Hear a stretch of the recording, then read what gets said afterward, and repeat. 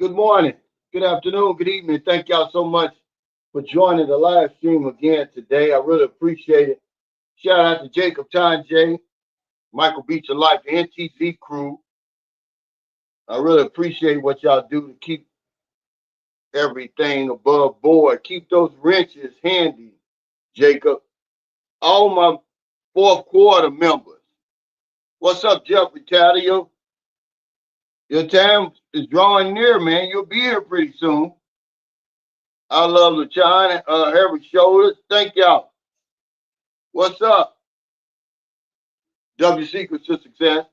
All my old members, that's K Dallas. What's up? All my old members, my old heads, Doubtful Genius.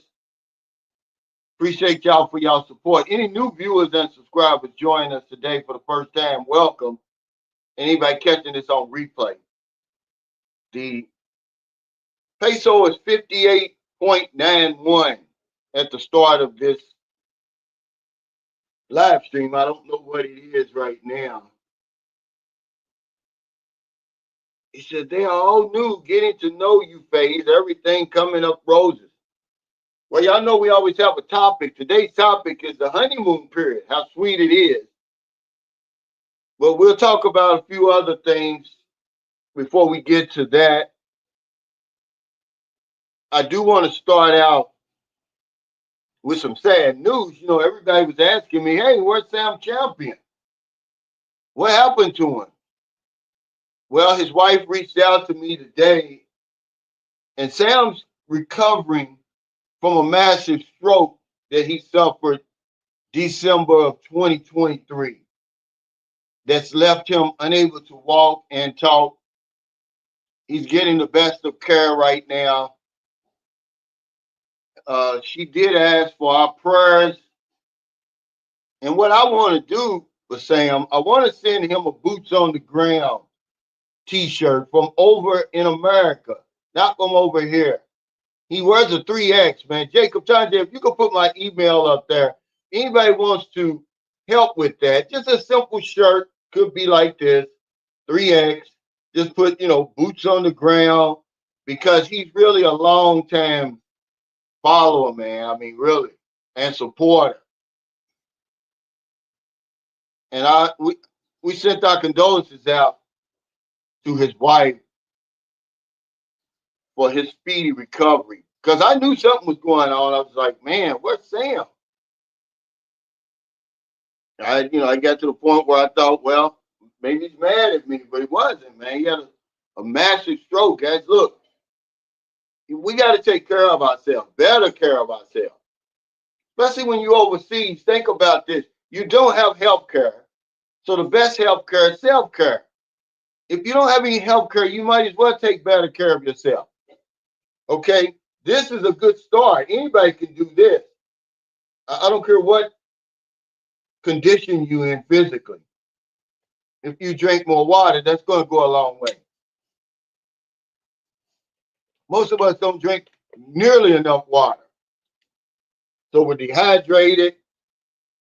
But yeah, Sam Champ, I'd like to send him a t-shirt, man, to kind of brighten his spirits, man. He's retired now. She sent me a short video of his retirement ceremony because he was still working when he had his stroke. But now he's retired. And we wish him the best, man, really. And wait till he can't wait till he comes back, really. Jeff Rattel said, yeah, next Friday evening. Wow. I saw him. I've been watching these college basketball highlights. You see what I talk about, where everybody knows sports is so fickle.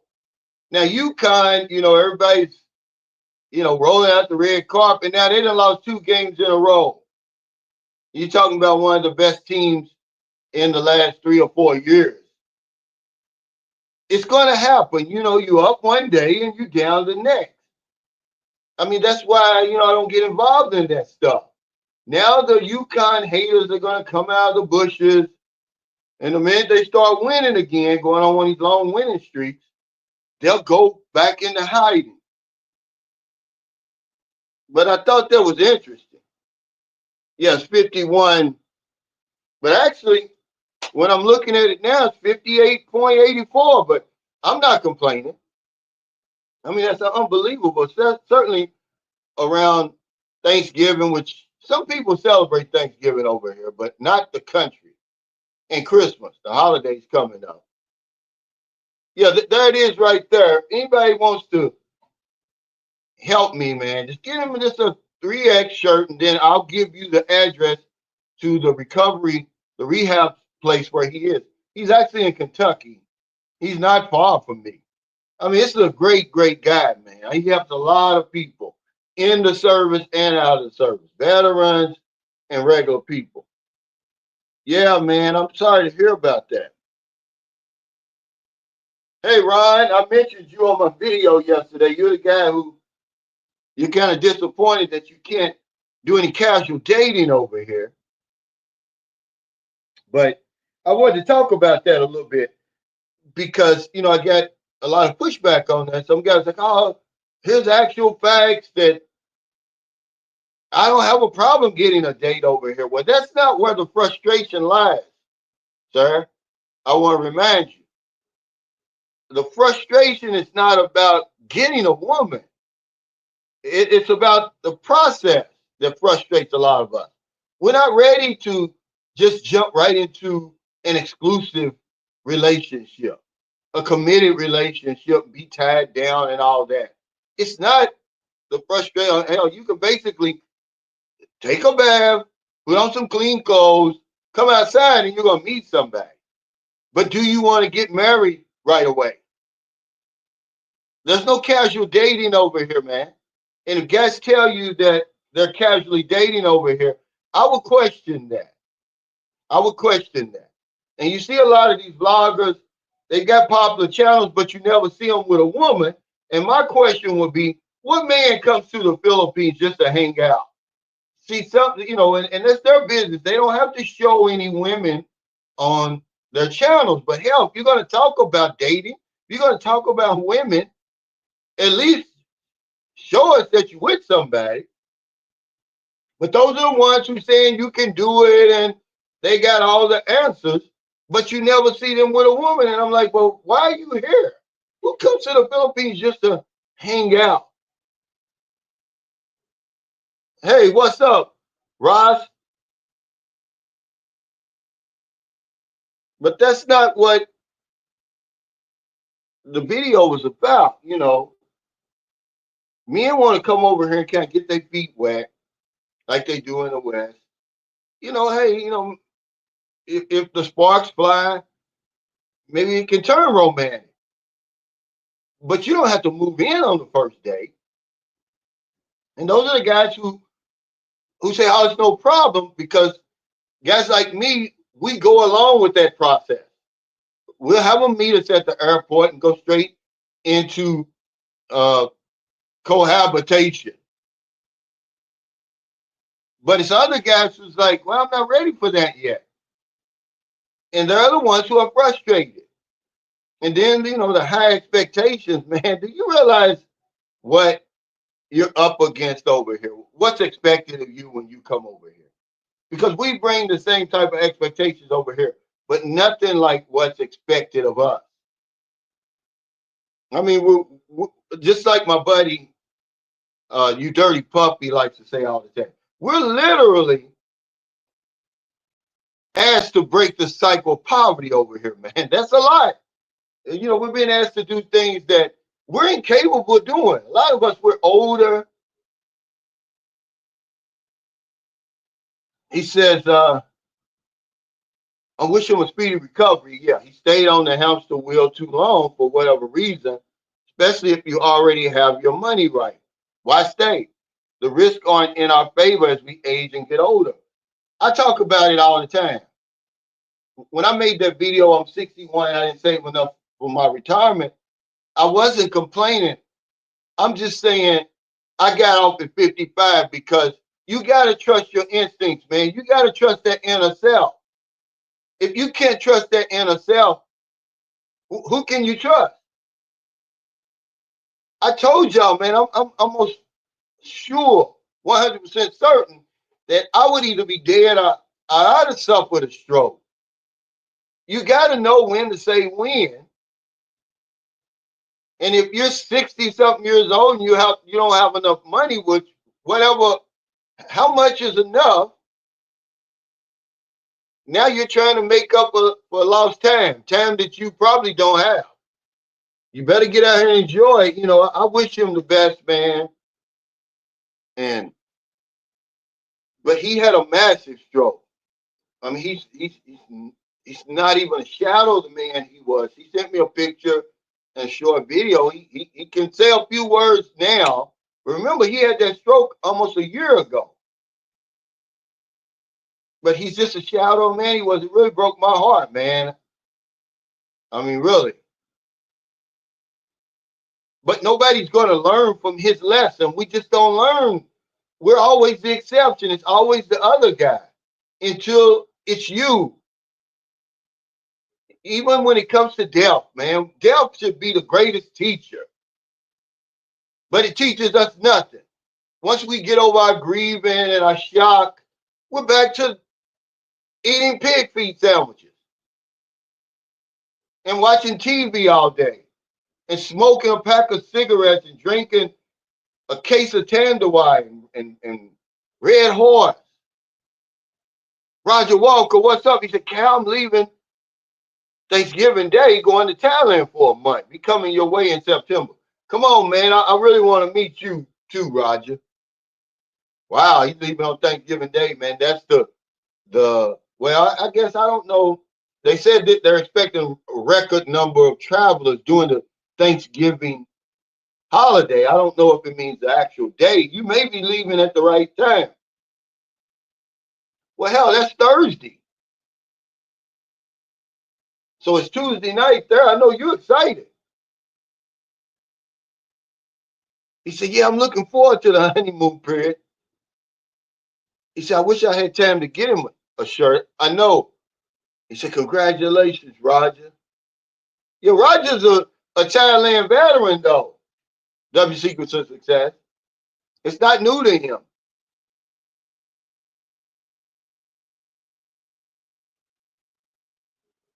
He says, I'm 32. Wounds and Wonder. He said, you have helped me a lot to understand more about myself and my motivations. I've been watching you for about a year now. Thank you. Hey, man, you're welcome. Y'all know that everybody watching this knows how much money they got in the bank, but you don't know how much time you got left. We really got to get serious about living, man, because you're going to be dead a long time. Who wants to be stuck in a rehab center? You can't talk, you can't walk.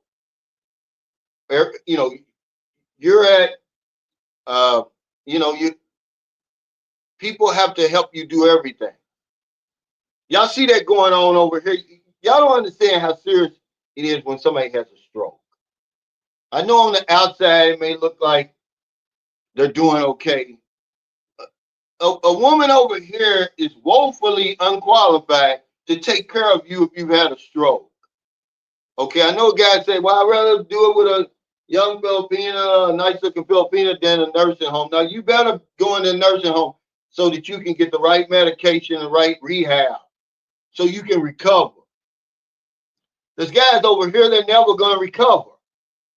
You can recover about as well as you can from a stroke. I've got a friend, man, he was 38. He had 2 strokes. He doesn't look the same, but he's back to taking care of himself. He's independent again. I don't want anybody washing my ass and all of that, man. He said it was 15 months after the first date before I got married, and I thought that was quick. Now, this honeymoon period over here is something different. And we're going to get to that, but I do want to talk about one more thing because, I got some pushback. I said, what men struggle with over here in the Philippines. And this is just some things, these are unspoken struggles that we don't talk about. Everybody wants you to think they got the perfect plan overseas, I love the China. They don't have any problem. They pick the right woman. They don't have any relationship problem. They got enough money. They got enough social life and friends. They know every damn thing, and they're in the best of health. Those are the 5 things, man. But loneliness, I have to put that at the top. There's a lot of lonely men over here. We just want to stay up underneath that woman, and we follow her around everywhere. If she lives in the province, then we go to the province. Like, dude, there's nobody there to talk to in the province. Okay, but we'll tell ourselves we're not lonely. It's not true, man. Loneliness is gonna kick your ass over here unless you around some people that you can connect with or connect to. It's a big deal over here, guys. If you think you lonely in your home country, wait until you get over here. It burns me up when I hear guys, I don't want to be around all that expats because you don't know what the hell you're talking about. All you got is hot pants. Well, that cools down after a while. After you empty your sack and you have that post-nut analysis, you're going to be chomping at the bit to talk to somebody. I run into guys over here, they talk my head off. That's when you know. Maryland even notices it now. I ran into a guy in Bacala. He talked our heads off. He probably said he doesn't be around a lot of foreigners. Absolutely right. You need that, man. But loneliness, man, is a big deal over here, guys. It's okay to reach out and say, hey, man, let's have a cup of coffee or whatever it is. Throw away them petty differences and stuff. I've got guys here, man, right in St. Carlos City, man, petty differences. Real petty. They won't even go out for a cup of coffee with me. Stuck up under them women over here, man. It's not good. He said, you need to tell her it's just a coffee date. Yeah, but first of all, a lot of men, when they come over here, you know, they want what they want. They got hot pants syndrome. They want the one night stand, but they just don't want her to live with them. And then, okay, we want friends with benefits. They don't really play that over here. Not the real women, not the good ones. He said, pay for play if you don't want a serious relationship. Yeah, for some guys, that's okay, man. That's a no-brainer for me. I mean, that's a deal breaker for me.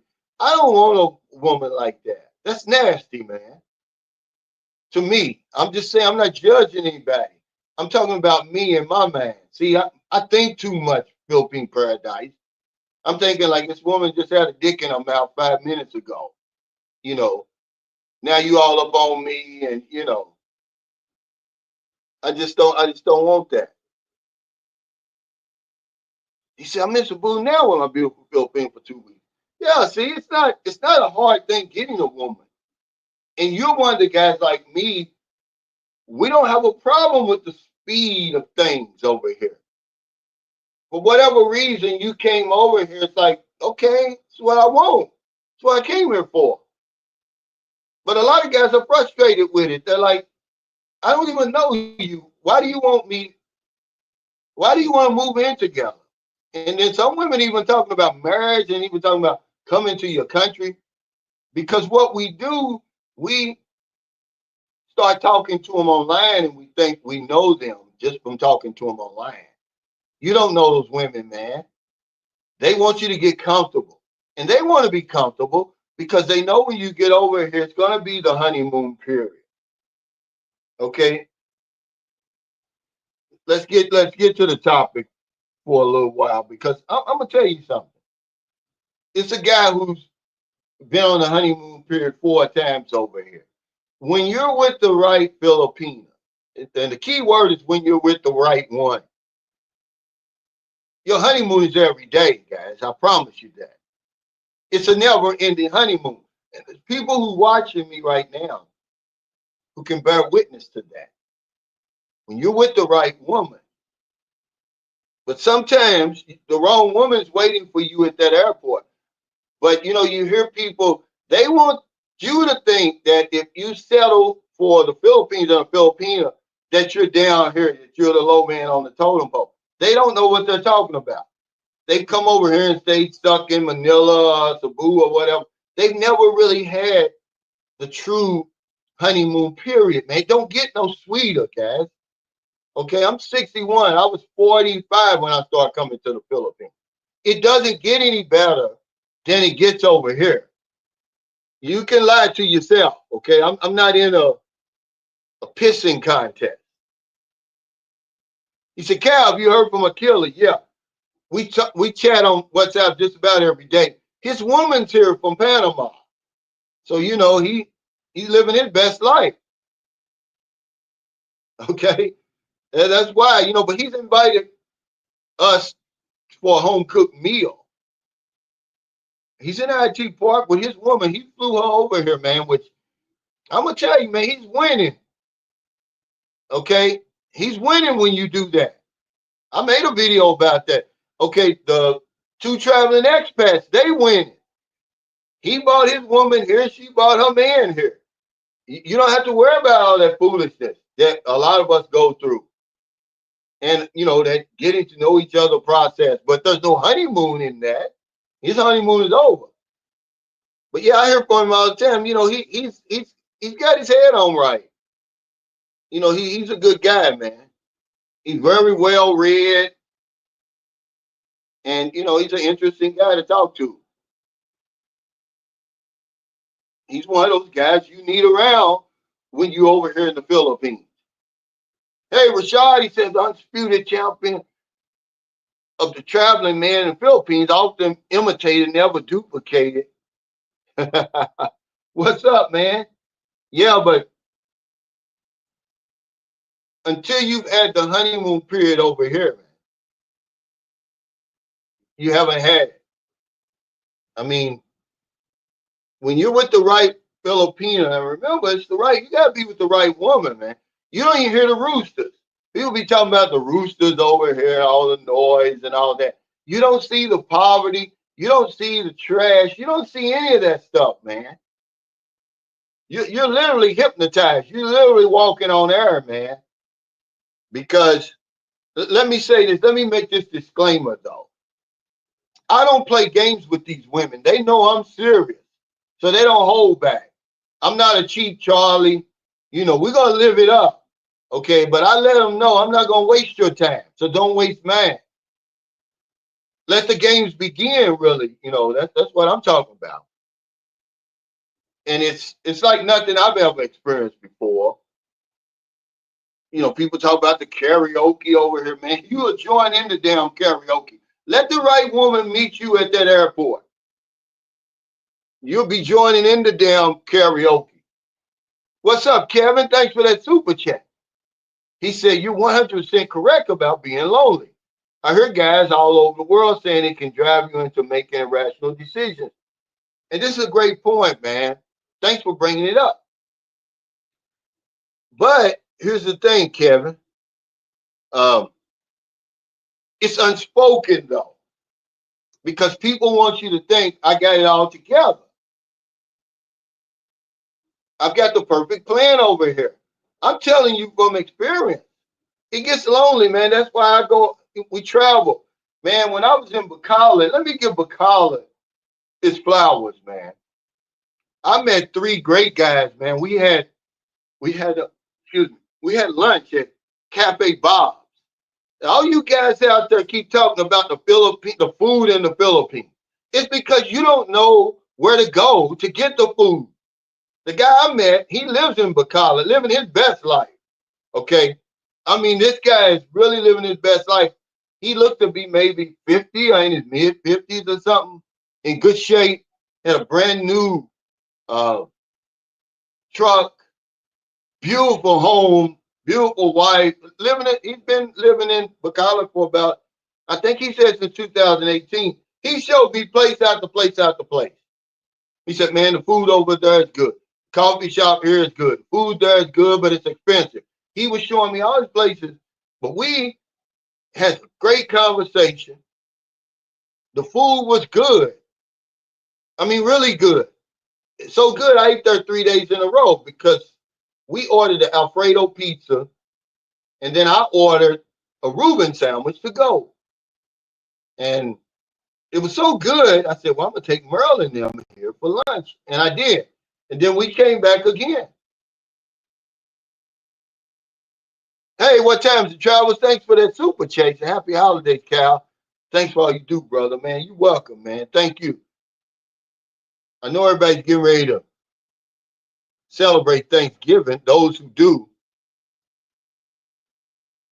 W Secrets of Success blog says, once you find your ideal location, man, it's Thailand, it would change your retirement plans. My initial retirement plan was 57 or 59. Hell, it's now at 53 since visiting Thailand last year. And you're exactly right. Once you get outside that comfort zone, you realize your options. We talk about options on here all the time. It will change your life. It'll change your thinking. Once you get out of that routine, man, most of us are stuck in a damn routine. And we've been stuck in a routine for years, doing the same thing over and over, taking the same route to work, hanging around the same people, eating the same stuff for dinner. You know, it's like the guy says, hey, you know, he was complaining to his workmate, I'm tired of these damn peanut butter and jelly sandwiches for lunch. And come to find out he was the one making the damn peanut butter and jelly sandwiches every damn day. Well, bring a bologna sandwich, yeah. Eat out for lunch sometime. But yeah, a lot of us, man, we're stuck in a routine. We don't even know what else is out here. Jeremy said, hey, Cal, I was wondering something. What do you think of the guys put cams in those people's faces and homes and things? To me, it comes off a little invasive. It is, man. I agree 100% with you. That's why I don't do it. You know, there's a guy, he's popular. I mean, he just sits around at these malls, man. It's kind of creepy. I talked about it before, ready to pounce on people. You know, uh, I don't do it. You know, and if he's okay with it, it's him. I don't knock anybody, but you're right. A friend came here. We actually met in, he came here afterwards, but we met in Manila on my way to Thailand. And he said, Cal, it's just so hard to meet women on the street. He said, because what I noticed about people here, they're either going somewhere or coming somewhere. And that's what it is. So if you stop somebody in their tracks and ask them something stupid, how much do you, how much is your husband, how much does your foreign husband have to earn, you know, to date you or something stupid like that? But I don't do it. I don't go into those squatter areas and stuff like that. Maybe I did if I lived there or something like that. I just don't do it because I talked about this before. Remember when Derek Q, when he went in that area, it was really, really bad. And you could just see the look in the people's faces, like they were so embarrassed. They were like, don't show this. You know, we don't want you to show this kind of stuff. They feel uncomfortable with it. But we think it's okay. But yeah, you're exactly right. I don't do it. Hell, people won't even do an interview with me. So I quit asking people. Now, if somebody says, hey, man, if you want to interview me or not, but I don't ask. You know, because that could be invasive. And that's why you see the same people doing the same interviews over and over and over. Because people really don't want that. They're like, look, man, I didn't come over here to get on YouTube so people can troll me and hate on me and all of that. So when you see these videos, they're the same people, man. Okay, over here in the Philippines, it's the same bloggers interviewing the same people because most people don't want to deal with that, man. So yeah, I'm right with you. Well, he probably didn't think he was doing anything wrong, Frank. He said, I was really surprised Derek you did that. But I've been over here a long time, man. You know, and when all they have is their dignity, man, you can't take that from them. That I'm just telling you, man. When all people have Is their dignity left? Let them have that. I mean, because the need is so great, you can't help everybody over here. There's no way going back there was going to do any good. It wasn't going to clean that trash up. They were actually living in a damn trash dump in there. I don't care how many times you go back there and how many times you preach, they're not going to clean that up. I created the spin wheel to give everybody a free chance. If you're a Filipino and you follow me, then you got a chance every week. And Christmas and all, whenever I do a big giveaway or game or something like that. But the need is so great, man. He said, hey, Cal, it's Ron. I seen that shout out. He said, my brother and a couple of friends are trying to talk me out of it, but my mind's made up. Yeah, they're going to do that. But yet they're going to stay nailed to the damn hamster wheel and basically nailed to the cross over there. They're not going anyway. They don't want you to be happy either. But when you bring those pictures back, okay, they're going to be over here asking you, just like they did me.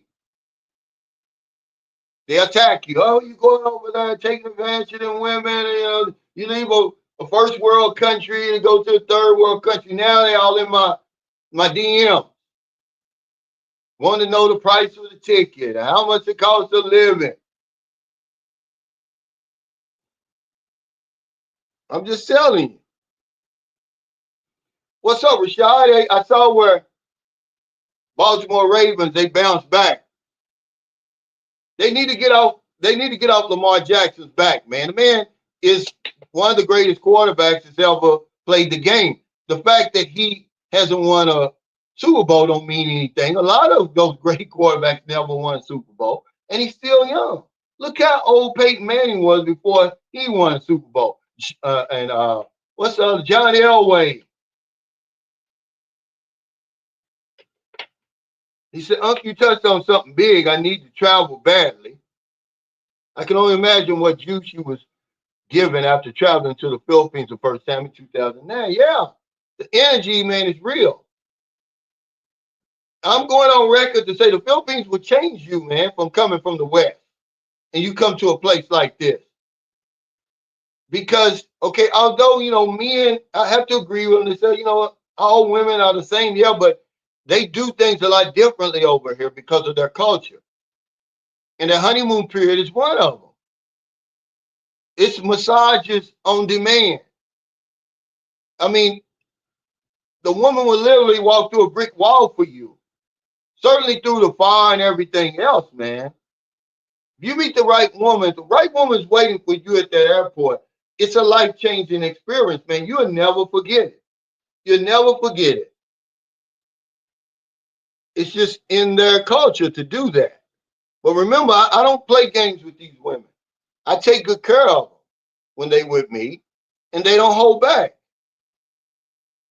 So we both on a damn honeymoon. But you come over here trying to get something for nothing, like a lot of these younger guys are trying to do over here. You might get some hesitation. You might get some pushback, man.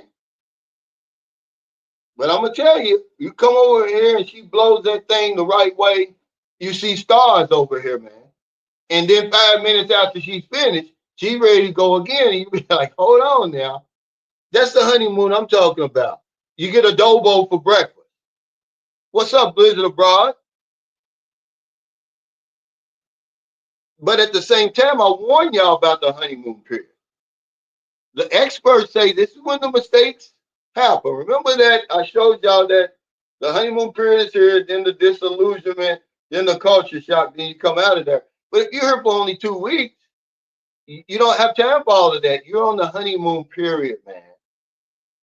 It's as good as I've ever had it.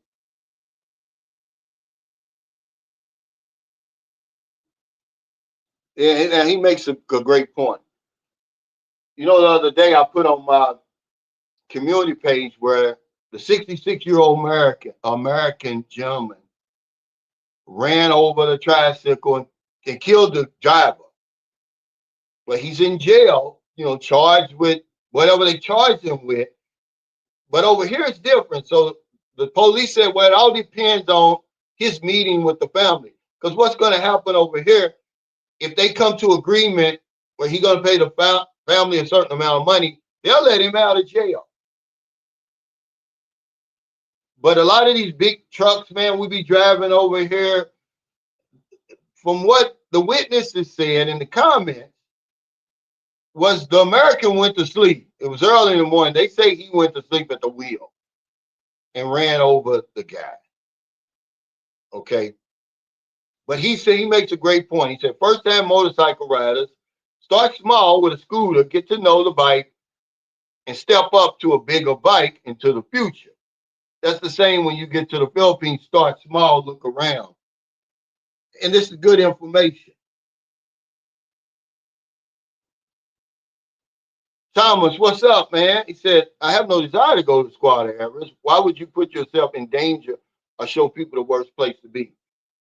Yeah, unless you're just living there, or you going back to meet the girl's family or something, and you just happen to be there and you want to, interview somebody, but not the whole area. Maybe I've done it. I can't remember, but remember I've been on YouTube a long time. I know I don't do it anymore. And if I ever showed you a squatter area, it was somewhere where I lived or my son lived. It wasn't some random place.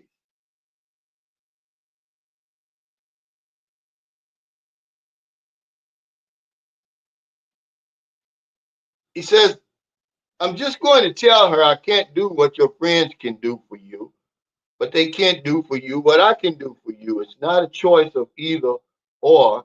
You can have both. Just see her reaction.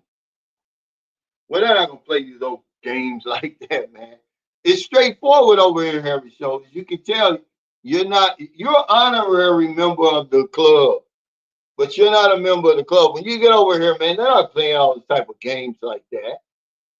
The woman's going to be waiting with you at the airport. She wants to move in. She wants to be with you every minute of the day.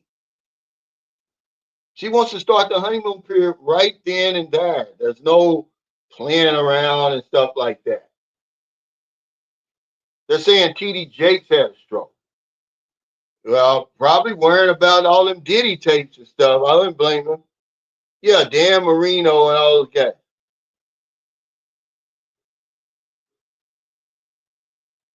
He said, I'm enjoying myself here and love the Philippines. My lady puts the cherry on top. Yeah, she's a lioness. And that's a good, that makes a lot of sense too. But for the most of men who come over here, they just put the woman as the priority. So, okay. I just want to let you know what's waiting for you over here. And if I'm lying, then tell me I'm lying. I'm not lying. She's going to be there looking as good as you've ever seen a woman before. You got to pinch yourself. And you get into the taxi. Hey, what's up, Patrick? Man, I was watching a video of yours early this morning. I got up. You were in Malaysia. I think it was the last video you made. And you were saying you were going to change your content and everything like that. You said you owe your viewers more. I hear you, man. But keep making the videos, man, to come to you. It's just like practicing anything else, man. Everybody's got their niche, man. Everybody's got their place. There ain't no experts over here.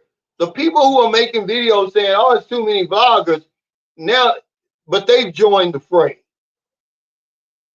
Okay, it's just too much ignorant criticism of vloggers over here in the Philippines. It's retarded. They don't even want you to get paid. They don't want you to do anything. They want you to get off of YouTube.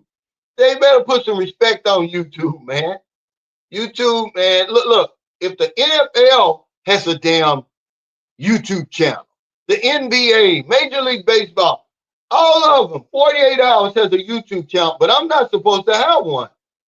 Okay, I'm coming back home from Bacolod, and my signal's coming in and out, but I'm watching, what's the show with Shannon Sharp and Ocho Cinco, where they're having a live stream. And Shannon Sharp, both of these guys is multimillionaires. They're getting super chats out their ass. And I'm saying, this is the thing I'm talking about. Let somebody give me a super chat and they all on my, oh, he's an e-bag and all that. Y'all guys are fools. I don't even listen to you. I talk to my audience so that they can become aware of the ignorance that y'all talking out there. It don't bother me. I don't lose any sleep over it. These guys are multimillionaires. And it's getting super chat to super chat to super chat. And I'm like, this is the stuff I'm talking about. Let a guy give me $5, man, and they want to, get me deported. You guys need to sit down and shut up somewhere. Y'all don't know what y'all talking about. He said, show some love, thumbs up. All that's jealousy, man, that they can't do what a few of us have been able to do over here. So now they want to knock you for it. Y'all crazy, man. The NFL now has a damn YouTube channel. Why? Because it's important. So if you got a YouTube channel and you want to talk about whatever you want to talk about, man, you better do it because it's important. Now, who could have more money than these big leagues like that? Hell, Lamar Jackson just signed a 5-year, $260 million contract just for him. Not the other 32 teams and all the superstar players, but they got a YouTube channel. Make that make sense to me, to the haters and the trolls. They just don't have nothing to do, man. We're over here living our best life, man. There was a time when I couldn't understand all the hate. I understand it now because they know the life we're living over here, man. A lot of us, man, we're over here just living this almost like a fantasy, really. And they're mad at that. They're on the hamster wheel over there and all that. And they don't have any vision. They don't understand that the Philippines is big enough. Thailand is big enough. The world is big enough, man, that you can join in. Ron Ross says nothing like that first time in the Philippines. The smell, the sights, and the honey. Yeah, fasten your seatbelt. That's one thing, okay? That smell. And you're going to know. The next time you come back, you're going to be like, yeah, I'm home. I'm back in the Philippines. Hey, Blizzard Broad, thanks for that super chat. He said, yeah, for the haters. We're scrutinized, Blizzard Broad, and you know it because you get it yourself. And I'm like, are people really listening to these clowns? These are absolute clowns who would make a video about people over here with YouTube channels getting paid and whether or not they need the money or not. I don't need it. Dude, you part of the same club. It doesn't make sense to me anyway. So why are you making videos? First of all, nobody's listening to you. But it just amazes me. They're jealous, man. They know the life that we're living over here, man. And they don't like it. He said, hit the like button, everyone, please. Yeah, thanks, Patrick. Yeah, but, man, keep on making those videos, man. You eventually get your traction. That's what I did. I was talking about all the other stuff. Then all of a sudden, I was like, man, let me start talking about my life. Let me start talking about why I really came over here. I was tired of that damn rat race. Yeah, I was tired of working. And boy, did that resonate with y'all. That resonated with y'all. Because y'all feel the same way. They're like, man, hell with this old job that don't appreciate me anyway. He said, I rent cars and SUVs from time to time and hook up a dash cam video front and back. I don't drive without it. Well, he may have had one. It's not going to really save you, man, over here. Okay? If you kill somebody, they're not interested in whose fault was it. You're going to have to pay that family, man. He killed somebody. That's how it is in the Philippines. If you kill somebody, you're gonna be able to negotiate with the family. Pay for the funeral, and maybe give them, $100,000 or whatever it is. Y'all negotiate. Then they'll let you go.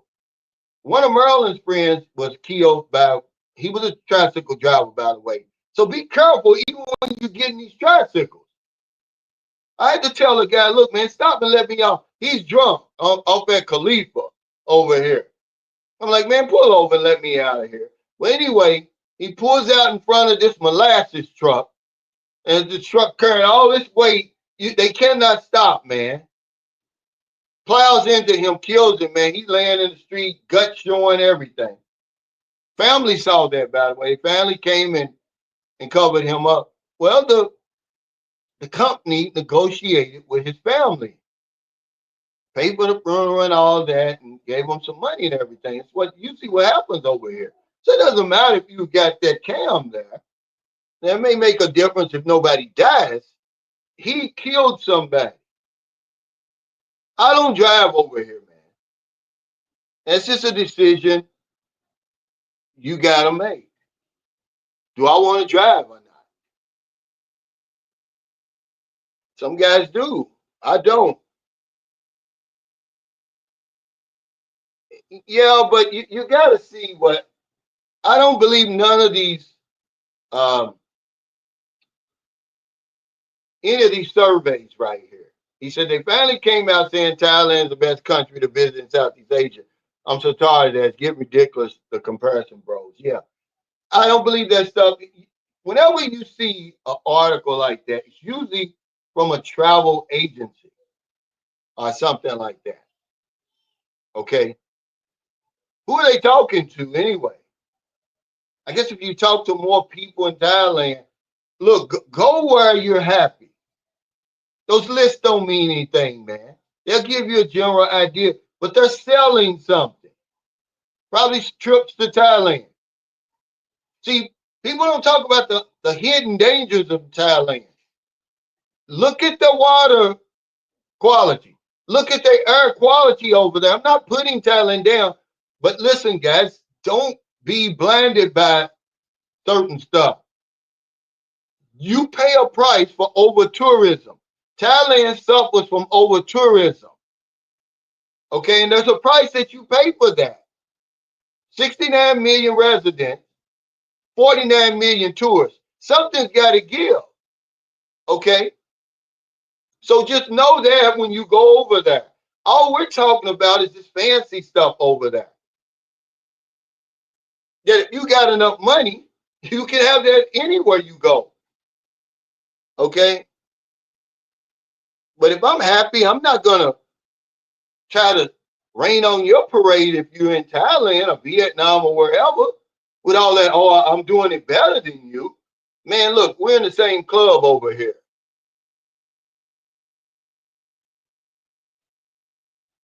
He said, yep, there's no real law for us here. We certainly don't have due process. We don't have a right to a speedy trial, a jury of our peers, a speedy bail. You don't have a right to a speedy bail. Some of these crimes over here, there's no bail. I'm just saying, guys. Yeah. No. Yeah. The truck. Yeah, the guy I was with. But that's nothing, man, because you gotta realize it's not like they're steadily stopping, picking up uh passengers all day, and they're busy. A lot of times they're kicked back in the shade. They made a few fares, and now they're gonna go get that Khalifa. That's that wine, that cheap wine. I guess it would be like Cisco. Remember Cisco? That's their version of Cisco over here. Khalifa. It's about, I think it's some like 30 or 40 pesos. You get that little bottle and they be lit. And you'll see them over there by the sorry store grinning and drinking that damn Khalifa. And I knew what this guy had because I saw him early in the day. I used the same tricycle driver. He's over there grinning and cheesing, drinking a Khalifa. And I didn't think about it because he's waiting outside to save more. I get in there, man, this guy's going like this. I'm like, dude, stop and let me out of here. I gave him 20 pesos. Hey, John, he said, I'm married 19 years. I have a 17-year-old daughter and lived in Lady for 15 years. He said, I'm a Typhoon Yolanda survivor. Wow. Hey, I got to take my hat off to you. So did you suffer PTSD behind that? Because I did meet a young woman, man. She suffered from the PTSD. Bang. You talking about built, stacked, got everything a man like. Yeah, but she was a survivor, man. It messed her up. I mean, the very first woman I ever met over here who drank to get drunk. Because her mother and father pulled me to the side and said, is it okay to you that she gets drunk like that? And I'm like, I can understand, I can understand why. And this woman, okay, she here's the thing though. When that happened, her daughter, okay, it just was born, right? So she was there at uh, the evacuation center breastfeeding like 10 or 20 other kids. That was her part of helping out. Yeah, they're not gonna save you really. Um, Blizzard Brown said a lady was telling me she just saw a brother get fondled by what's that? A transsexual in Makati. Knocked the transsexual out and got arrested. Wow. Yeah, you mean a lady? Is that what you talking about? A transsexual?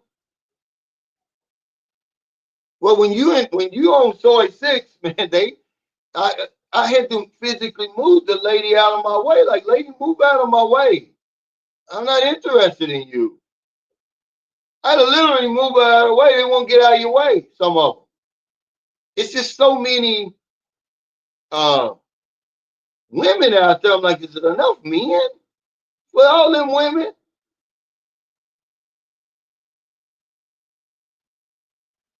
Yeah, he comes in the live stream and comments of everybody. And he has that same comment. He's an old school guy. He's been here a while. He doesn't remember. He doesn't understand.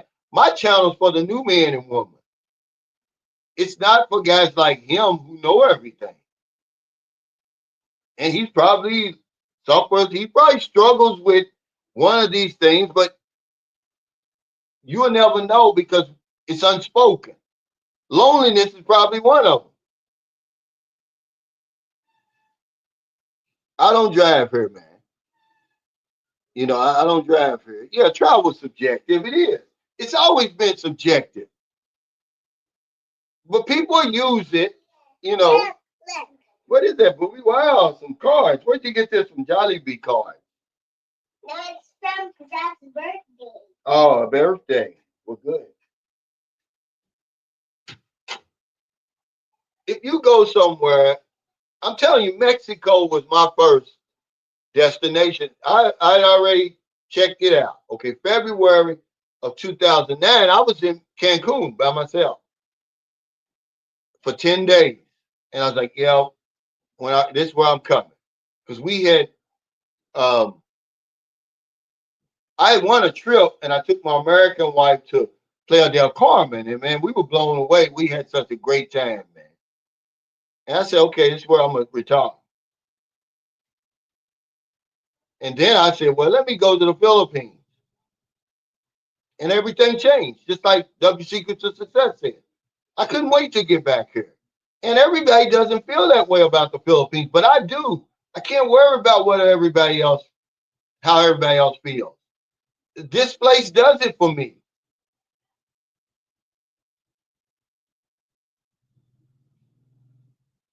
Yeah, he said that happened pretty close to where I live now.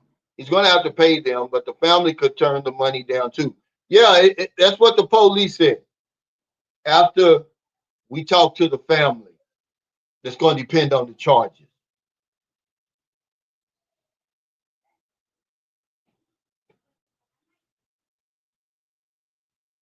Well, Patio, I never saw anybody in that. That's a big man. That Beach Road. I fell in love with that place. I'm staying right up the street in a little Hotel was nice. I like Thailand. I'm just saying, we can keep those comparisons down though. It's subjective. Some people love Thailand. Okay. Same as last month. We got our electric bill today, 8,364. Same as it was last month. But I enjoyed it. But the thing about it was nobody was swimming. And I was like, why? And the guy said, it was chocolate man in Thailand. He said, it's too polluted. But he was telling me that you can get on a ferry and go. He says two or three other beaches, nearby you can get on a ferry and go to. But nobody's in the water, just the boats you saw in the water. But I enjoyed myself there. I mean, I'm going back eventually to Thailand. I want to spend more than 5 days. I'll probably take Merlin with me. We'll probably do Thailand, Vietnam, maybe Indonesia, Malaysia, and come on back. But I really enjoyed it.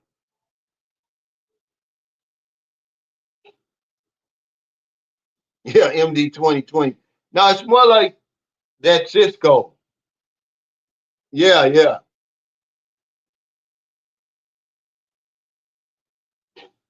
S1 Philly 5. He said, Cal, most of these guys that are haters are the ones who are stuck for life here with marriage that went wrong and bad financial choices, wanting time back again. Yeah, I don't understand it. I mean, they critique us over here. And I'm like, why are you wasting your time doing that? Nobody's watching you. Nobody wants to hear that, man. And what is it about vloggers in the Philippines that pisses people off so much? I don't understand it. They don't understand, man, that YouTube is big business, man. I mean, they better get on board some kind of way. The only way I can realize is that because you don't see successful YouTubers doing that. It's only the guys who aren't successful on YouTube, who can't gain a following, who aren't monetized and earning the type of money that they can use to travel around. Because I'm like, why are you picking on us when YouTube is worldwide? There's people who are absolutely getting the bag on YouTube. YouTube is an important social media platform. No matter what you think, it is. People are getting rich on here, man.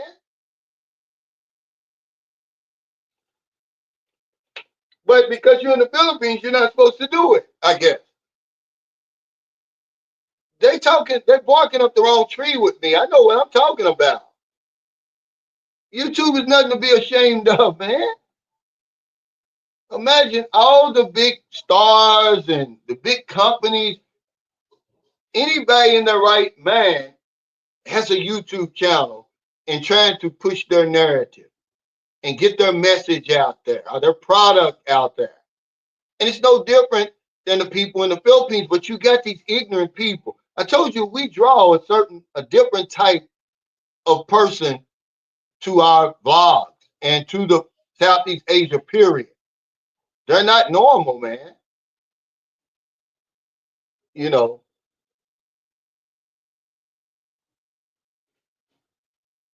Well, hell, that's over here too.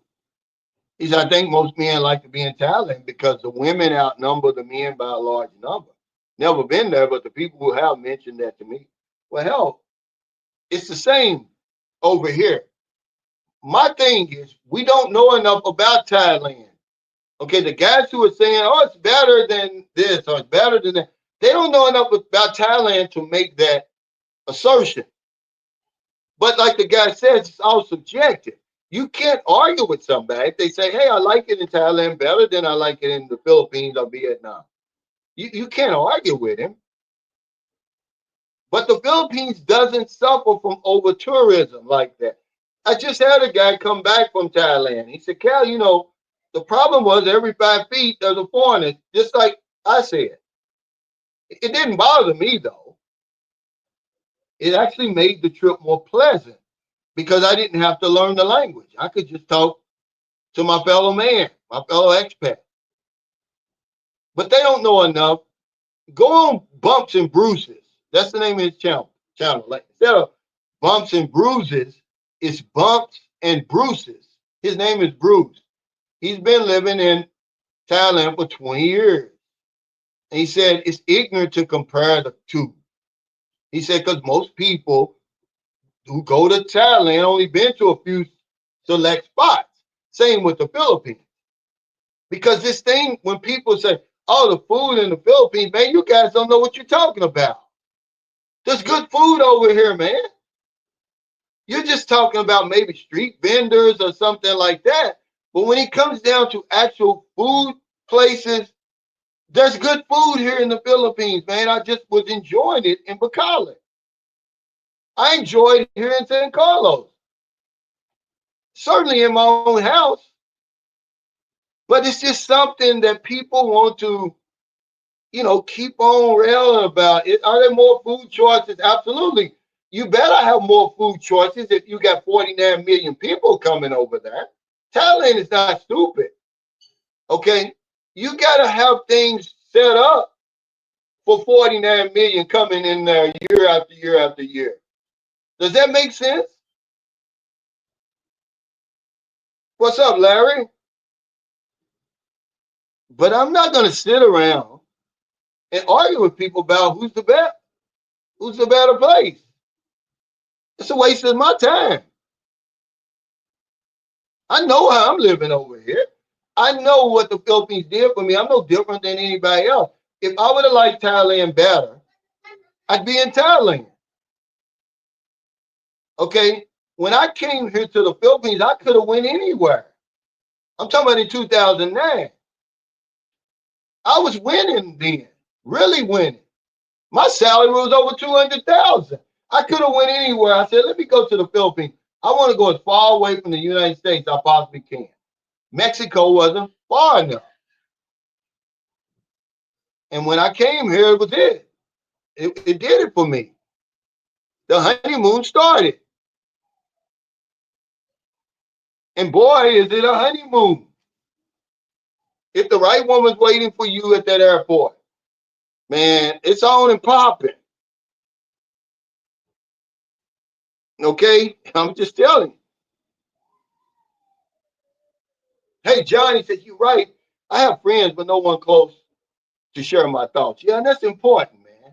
For somebody who's been over here for as many years as you've had. It's a price that we pay, some of us. That's why whenever I get a chance to have a meet and greet or be around other expats, like-minded expats, not just anybody, like the guys I was with in Bacolod. Now, one guy, it was a Portuguese couple. They got their whole family here. He's a follower of my channel. And you know what he said? He came over here. He's been trying to meet these YouTubers over here. He said, I'm the only one that's been real, that talks of, walks the walk. He said he went to Rojas crickets. You can't talk to these guys. They're too important now. Okay? Everywhere he went, he can't get it. I'm the only one over here, of the YouTubers that have a following that he's been able to actually sit down and talk to. I said, man, that's on purpose. I'm just a regular guy like everybody else. I'm not some YouTube celebrity. But anyway, he's got his whole family over here. He's not looking for a woman. He's got a wife. And two, his children are 13 and 10. Okay. They're really looking for a better place. They're in Portugal now. And no, I think, okay, they were in the UK. Then they went to Portugal. Now they're back to the UK and they're looking for, a lower cost of living. And he came to the Philippines. He said, they just left Thailand. He's the one that said that about Thailand. He says too many foreigners. He said, but one thing he did like, with the school choices about for his children, but it would be more expensive than sending them to a private school here. But this guy was different than any expat I've ever met over here because he had his whole family with him. He wasn't skirt chasing. He really is looking for a lower standard of living. So he said he's going to come to San Carlos City, and I'm going to show him around.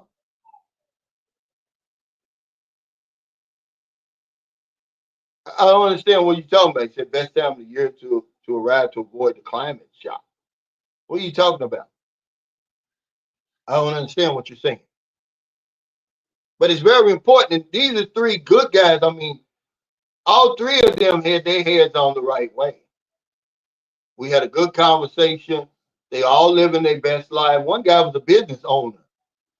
He's got employees over here. And the other guy just absolutely living his best life over here. I mean, I was like, wow, this guy's really living. But these are guys y'all don't get to talk to. And he don't want to be seen on YouTube. I don't blame him. But these are guys you don't talk to. You just see the guys barely scraping by and you say, oh, the Philippines is not a good choice.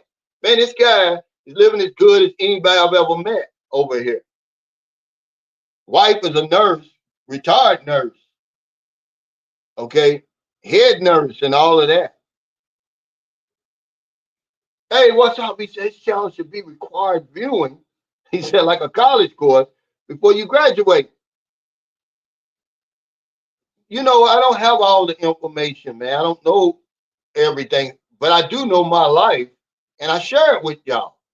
Some people try to take the information, use it against me. I don't care. But most people really appreciate what I'm trying to do. And this guy certainly did. The guy from Portugal with his family, because he said, man, I'm seriously thinking about, moving here. He said, I need somebody to talk to. But when he got over here, it's crickets. These guys, man, a lot of them are phony, man. I don't care. I'm not knocking them. I'm just saying, though, they really don't want to be bothered with you. Okay, just, watch their videos and, everything like that. But if you come over here, they don't want to be bothered, man. I'm just saying. Yeah, he said, wow, that's 2.5 times more than our bill, but we don't use air con. This air con, we got Booby, man. Booby, trust me. Okay, a lot of people say, well, that's another reason I'm in the Philippines. And we talked about this at Cafe Bob's. If you're in Bacala, you never ate at Cafe Bob's, man, you need to go there. It's really a good place. The food is delicious. But I said, it's important that I'm here for Booby. I said, because I don't want her on these dating sites. Okay? None of my daughters over here. Because the guy says, oh, is that your real daughter? Yeah, those are my real daughters. I raise them as my real daughters. As long as I'm here and I'm doing what I'm supposed to do, they won't be on those dating sites. I don't knock women for being on the dating sites, but some of them don't, because some of them don't have a choice. My children are going to have a choice. Okay?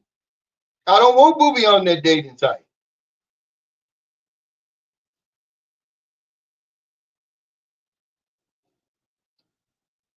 He said, Thailand seems like a nice place to visit, but I'm happy being in the Philippines. And that's really all that matters, guys. I'm not going to sit up here and argue with those guys. Okay? Why would you stay all that time in the Philippines, then move to Thailand, and now you want to talk about the Philippines? And by the way, you took your Filipino wife or girlfriend with you. Okay? So you defeat the purpose. You're making yourself look stupid.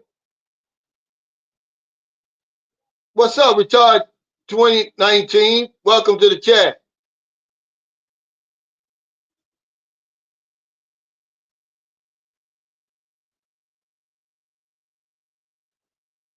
He said, yeah, Cal, I saw a report on MSNBC that said that YouTubers in 2023 were paid over $70 billion. Nothing to be ashamed of. Yeah, this is what I'm saying. If you listen to guys like that, I'm telling y'all to show you how ignorant they are when they say stuff like that. Okay. Oh, see if your favorite YouTuber can get over YouTube or whatever it was to show that he don't need the money. I'm like, how stupid is that? And then he's got these other people parodying all that stuff. And then you got guys that say, well, too many YouTubers. It's not. Okay. But you're going to join the fray, except you're going to separate yourself. Oh, I'm better than them. I don't need it. I'm just over here talking about them. You need to get off YouTube with that. By the way, you're earning YouTube more money for free. You're getting pimped, is what you're getting. Yeah, happy Thanksgiving, he said.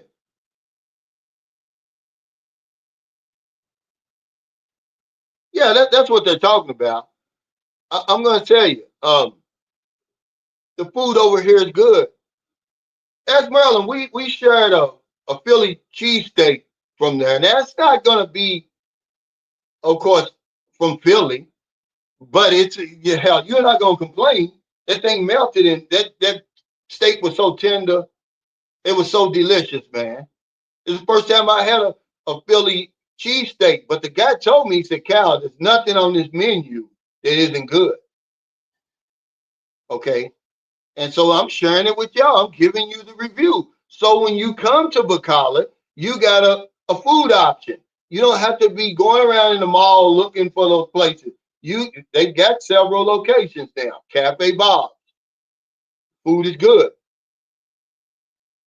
Rashad said even Richie Mack himself said that the Philippines are the best if you want a wife. He did a video on this already. People need to quit the Zoom to Thailand ass kissing. Well, he's got a role. He plays a role, man. You know, he's showing people another option. He's putting that message out there. It's important, man, that we put the message out there. That's what YouTube is for. He said, man, I'd be straight grubbing over here. Man, look, we had last night for dinner that famous chicken adobo her mother made. It's as good as anything I could eat anywhere. I don't know what y'all talking about when they say, oh, the food over there is terrible. I know what they're talking about. They talking about the street vendors and stuff like that. Man, look, there's places over here where you can get a good meal, a really great meal, really. Right here in the little St. Carlos City, there's two places I can take you. Mr. C Outdoor Restaurant and Malwani. The food is going to taste as good as anything I had in Thailand. Thailand has more food choices because damn it, there's 49 million people there on the loop. By the way, well, I wouldn't say that, but that's a good analogy, I guess. But I wouldn't even say that.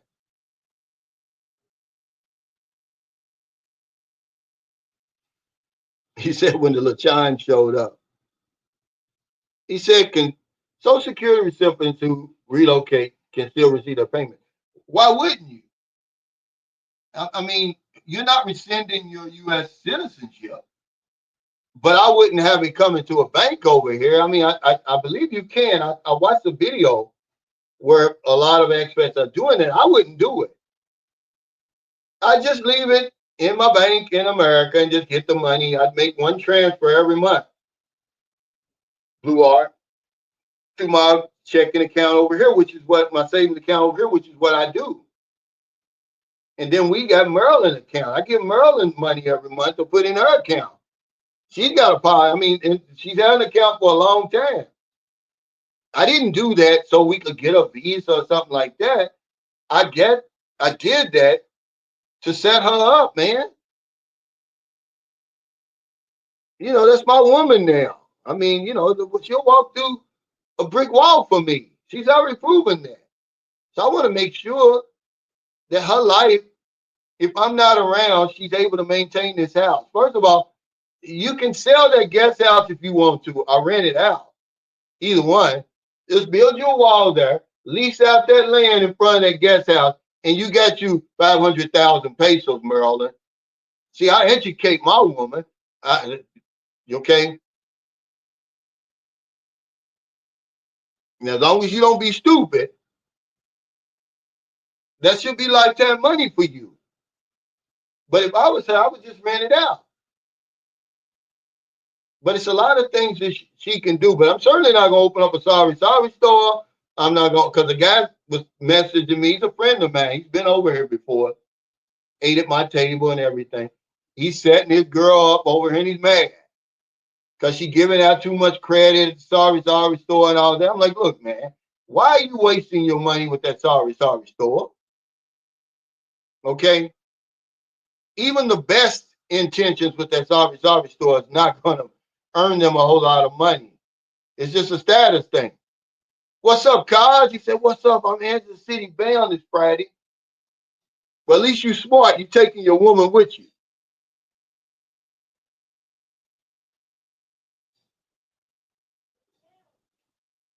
He says, Harry, anytime's the best time to come over here.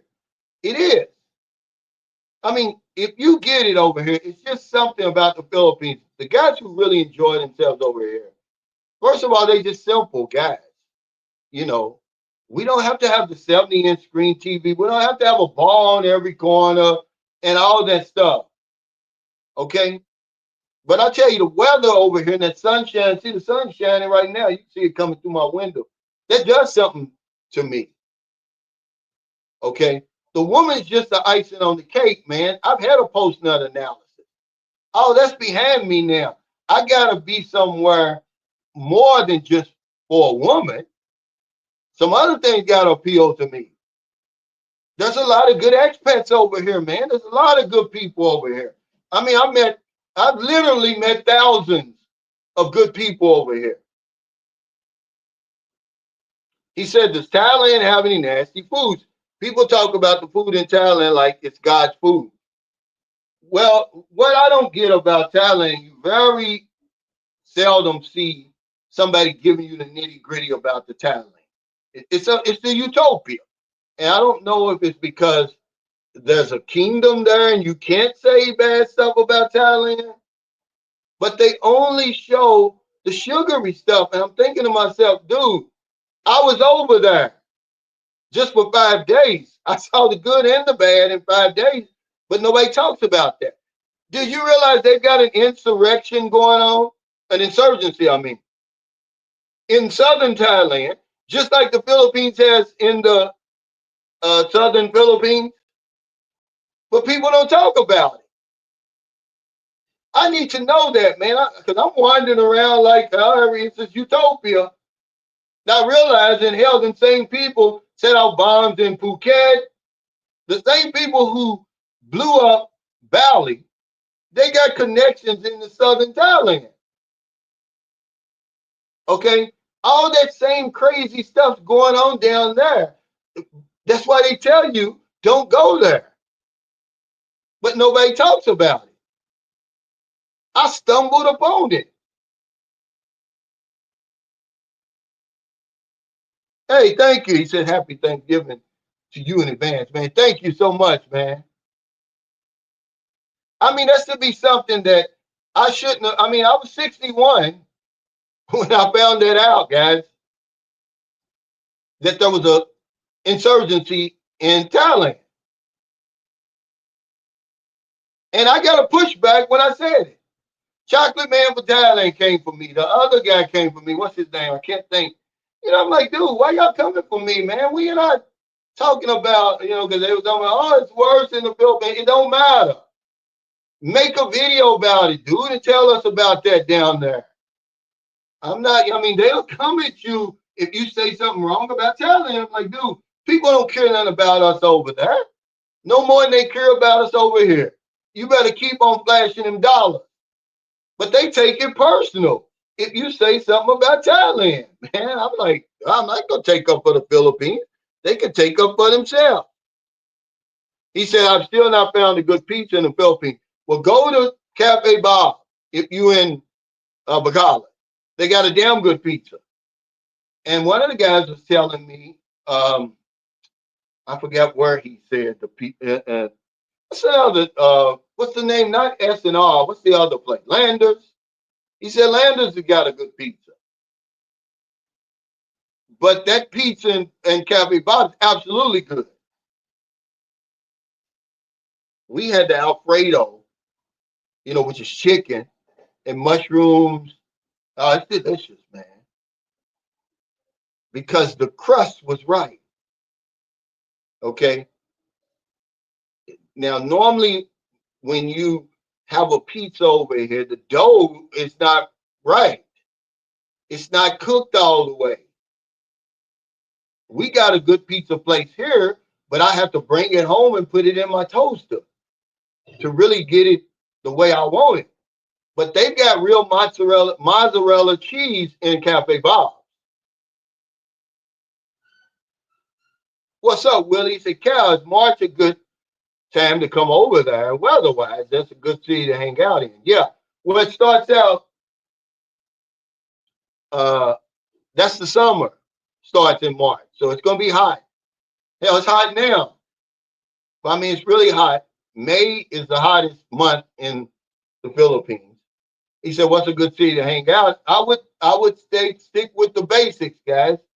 The Expat Alley, Angeles City, Metro Manila, Cebu, Davao, Dumaguete, Bacala, Iloilo, General Santos, Butuan, where Cagayan de Oro, any of those places like that. But you're gonna fly into either Manila or Cebu. So either of those is gonna be a good place to hang out. If I had my choice, I would take Cebu. It's not as congested as Manila. But everything in Manila is in Cebu. But keep it simple, guys, for that. He said, Cal, most YouTubers prefer a private life and don't meet subscribers. Much respect for you for opening up your home. Well, it's you don't have a private life when you're on YouTube. Okay, we're giving out all this information and everything. All they're saying is, okay, I'm in your city. Can I have 5 minutes or 10 minutes of your time? Okay, it's not that many people where they can now all of a sudden they don't want to be bothered. You can set that up through emails and WhatsApp and all that to make sure the person you're meeting with is who they say they are. But to whom much is given, much is expected as far as I'm concerned. Okay, the audience is what makes us Retired 2019. See, I don't have any sympathy for those guys. That's bullshit. Without your audience, you're nothing. You're just a talking head. You're talking out there in the universe. You know, that's the least I can do if I'm somewhere around and the guy says, hey, man, I'll meet you at Cafe Bob's. I just want to ask you a few questions. Okay, we're going to be there anyway. Just come on over. And whatever information I got, luckily, there was a guy sitting there from Bacala who had been there a long time who was able to answer a lot of his questions about the real estate market in Bacala, where to find land, because he's seriously looking. They've already sold their house in Portugal, and now they're looking to relocate over here in Southeast Asia because he still works, but he wants somewhere where, his kids can go to school. And, the Philippines has got good private schools here, man. But, these people made us who we are. Okay. But if that's the way they want to be, that's on them, But eventually people will start seeing you for what it is. But at the same time, Retired 2019, I say this all the time.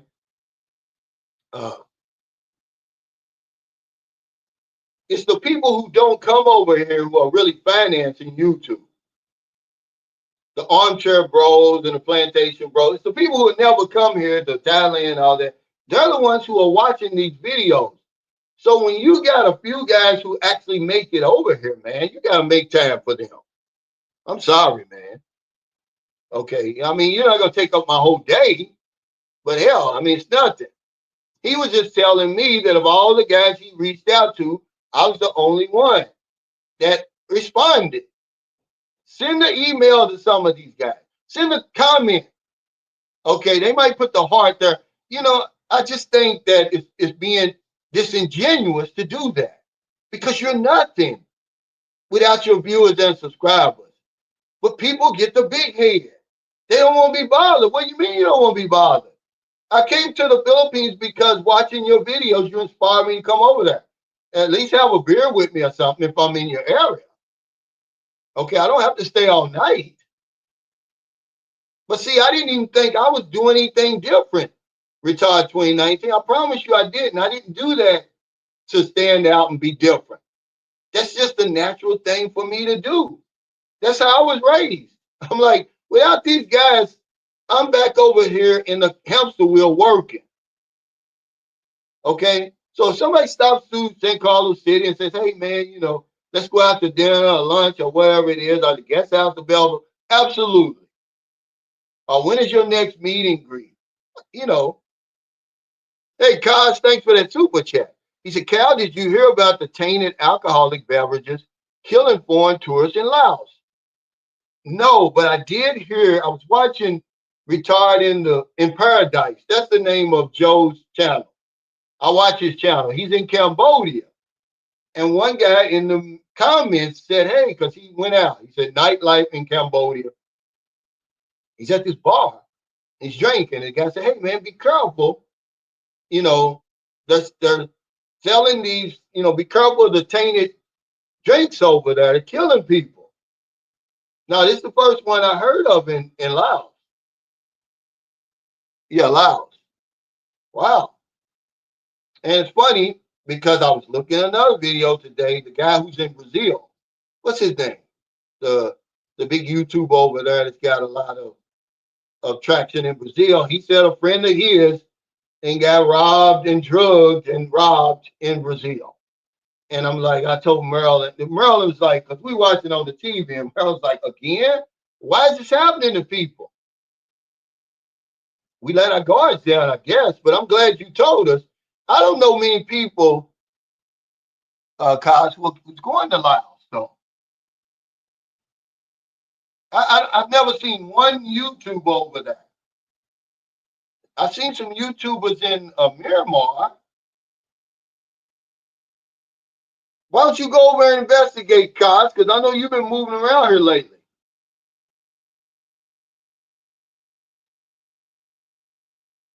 Okay, he says, I know Filipinos who have slowly killed their husbands with what? What's this? With rock? Is it rock or is it rack? I can't see. Rock knife sharpener shavings. Fact. Well, did they get caught?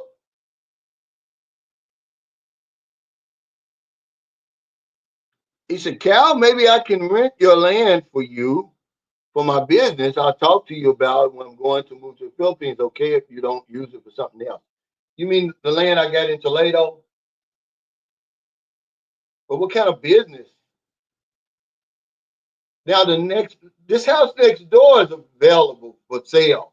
One of my subscribers, he wants me to get the number. I saw it on Facebook. They wanted 4.5 million. But I'm pretty sure if he's really interested, he could probably talk them down because they live in Manila. And if you came here and you had it appraised, and whoever did that should be ashamed of themselves. The concrete work, the finishing. I'm looking at it now. That's what I'm looking at out my window. It's nice, it's built right, but the finishing is just shabby carpentry work. You can probably get a good deal. He said, yeah, but it's too late for me. That went over a lot of people's heads. A lot of guys, they just came on the comments and all they were saying, if he says it's too late for me one more time, you don't understand. I'm making my point. I mean, y'all hold us to such high standards over here. It is too late for me because I'm settled. So I'm saying, okay, if hindsight is 2020, which it always is, this is what I would do. My challenge for the new man and woman, guys, it's not for you grizzled veterans. That's who I get the pushback. Oh, this is basic stuff. Yeah, because you've been over here for 10 years. I understand. He said, you stayed the same when other bloggers got big-headed over there, Cal. That's the difference. Yeah, they're big-headed. One guy said he went to a blog in Dumaguete, and the guy says, man, I don't want to be bothered, man. Don't you see I'm busy or something, he said. And I'm like, man, these guys are crazy. It's not like you're getting inundated. I get inundated with emails and WhatsApp and messages like that, but not people coming over here. It's just not that many people coming over here who seek out my, advice or whatever it is on my company. So that's why I can't, uh,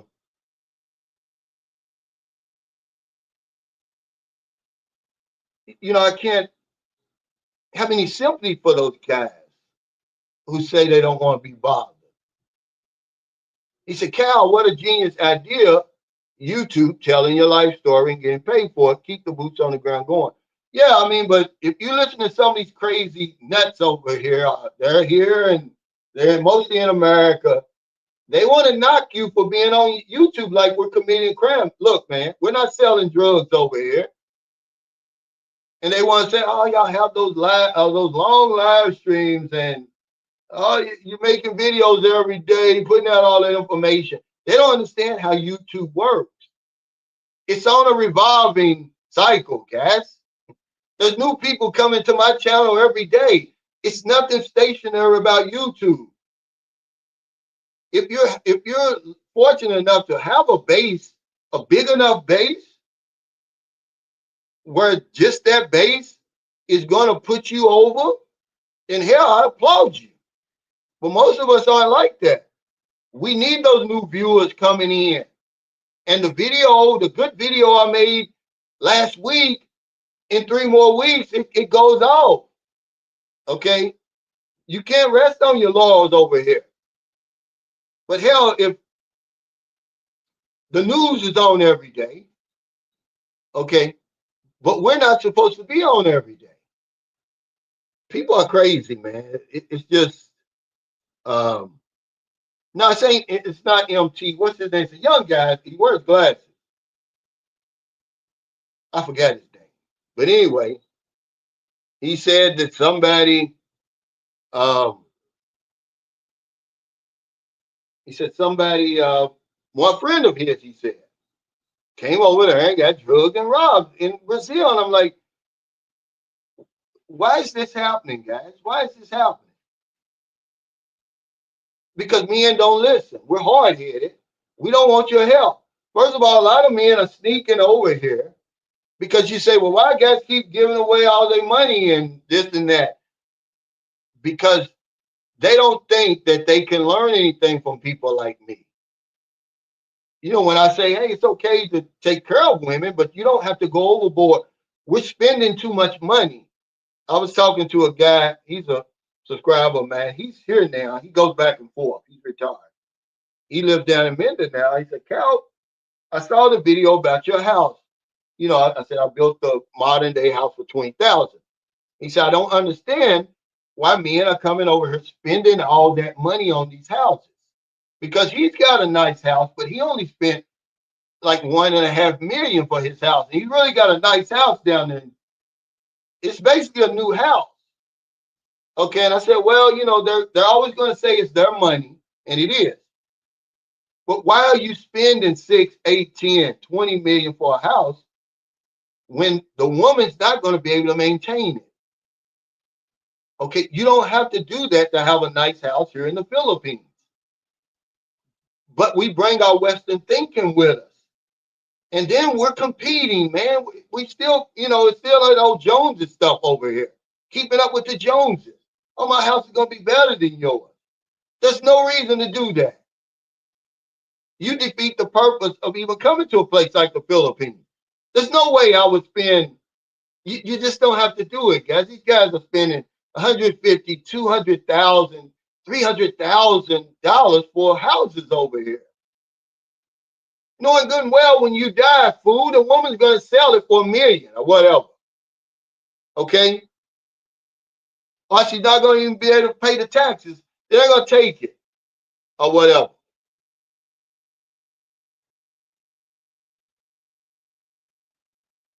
He said, I tried an OK pizza place in St. Carlos near the port. I can't remember the name, but it had some cool carvings and statues in it. I don't know. The best pizza, believe it or not, there's a little bitty pizza place over here. Let me get you now. Maryland. What's the name of that pizza place Not the one we eat at all the time. You know that little big pizza place that's across from 10-9. Huh? What's it called? Yeah, Alberto. It's a little place called Alberto's Pizza. Here. They got some good pizza, but it's just small. But the pizza we had was delicious because the dough is cooked all the way. He said, well, Laos wasn't on my list of places to go. What's up, 53 Shades? He said, what's up, my peeps? He said, I'm making money moves in the Philippines. Man, what you was telling me about, you know what you was telling me about, man. That's like printing money if you can get that. Yeah, Skylar's the guy. That's a great idea, 53 Shades, dog. You know what I'm talking about. That the one thing you were saying, man, if you got that, that's like printing money over here. Now, I would do that. I don't know how much it costs for that franchise fee. Probably a lot. Yeah, Skylar DeRozan. Yeah, he's the one. He said, yeah, I can put it on YouTube. He said, where you been, 53 Shades Darker?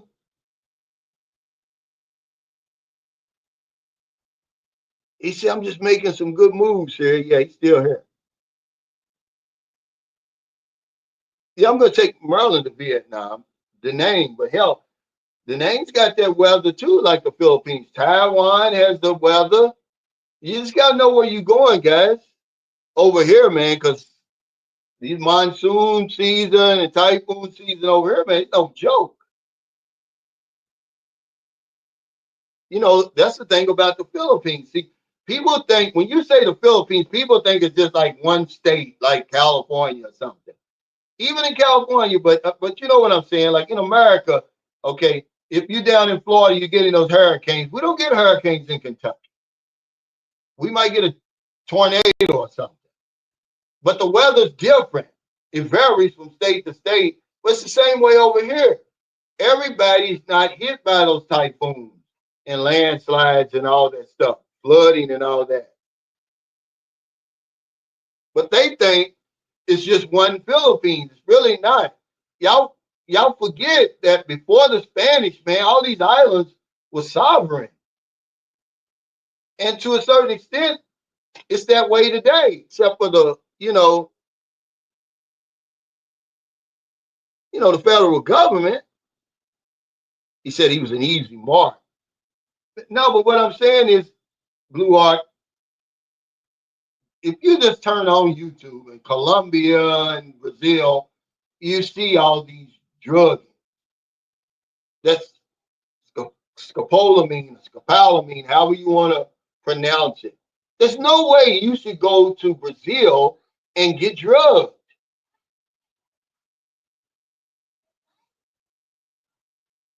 Oh, okay, they're the same people. I didn't know. He said, my plans is to come to Southeast Asia. Should I be the Philippines first or Thailand on your opinion? Well, you really can't lose, okay? But I would probably go to Thailand first, okay? Because if you go to the Philippines first and the Philippines is what it is, and you one of the guys who gets the Philippines, you probably end up not going to Thailand. Because I started my trip here, I was going to go around the world. I came here first, shit. I had that honeymoon period, man. it really didn't start till my second trip here when that girl was waiting with the ponytails outside of the uh, Cebu airport in Mactan. That's when I knew my life was going to change forever. Okay, I'm just being honest. And when that happens, because it's happened to so many men, you know, your retirement plans will change, like W Secret to Success said. You be like, man, I'm not working to 65. I got to get back over here as soon as I possibly can. He said, soon, Cal. He said, what? Bliz, okay, and my subs will be able to rent a condo here in Moncton at a low rate if they come to Moncton, coming soon. Yeah, I know you were talking about that 7-Eleven. If you get that going on, man, that's like printing money.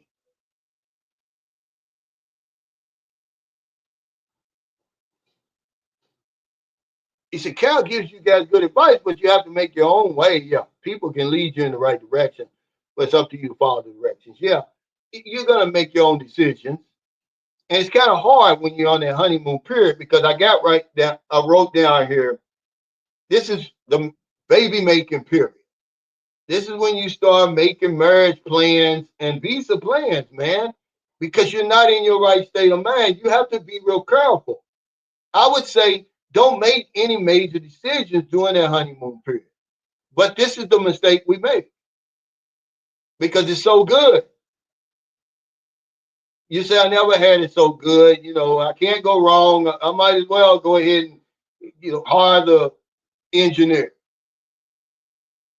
and start, building the house and all that stuff. Start looking for land. I'm going to sell everything. Guys, do this. That's how good it is, man. I'm not selling the dreams, guys. I'm living my dream.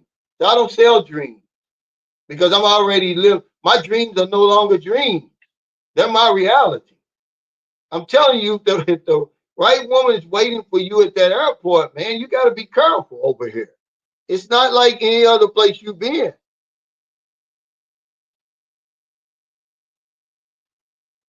But you don't have to believe me. I'm just trying to, hey, what's up? He said, love the energy. I'm just telling y'all guys, man, if the right woman's waiting for you, you're gonna go on, man. It's gonna be like, I don't know. I don't even know the words to explain it, man. I really can't. I just call it a honeymoon, how sweet it is. Because it's the reason I'm sitting here now. I'm still on a honeymoon. And me and Merlin got that understanding, man. I don't play games with women over here.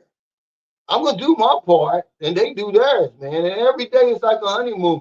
Then we have little squabbles, yeah, usually some type of misunderstanding where she thinks, "Oh, you raised your voice," or something like that. But as far as man, women being the same all over the world, okay, I get that. But now they do things differently over here.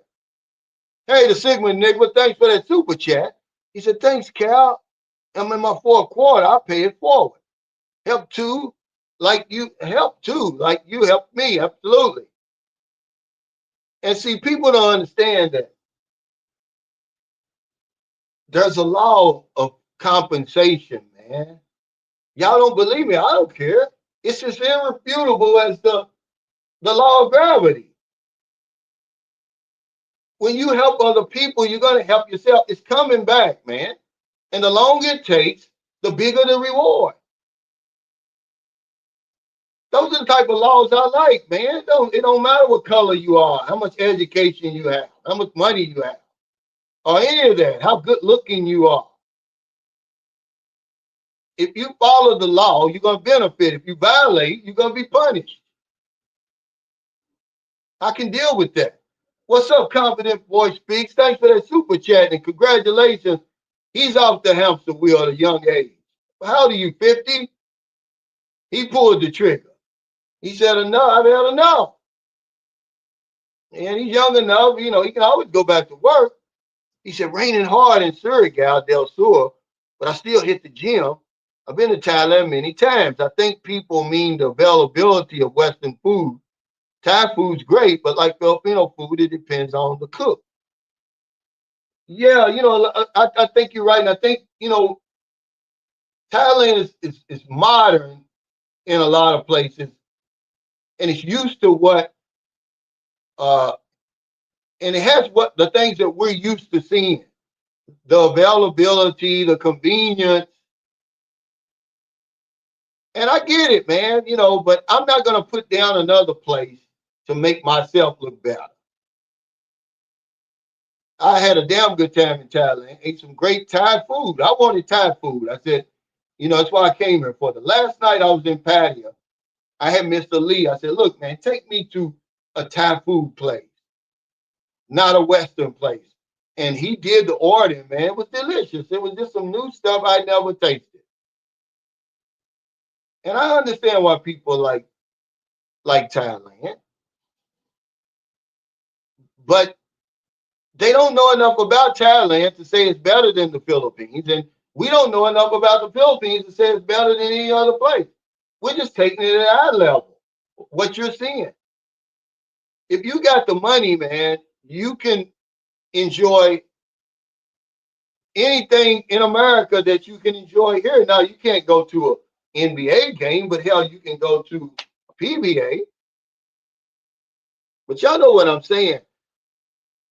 But having a young, attractive woman, man, that goes a long way, man. You know, okay, you living your best life over in Thailand, but you can't talk to the woman.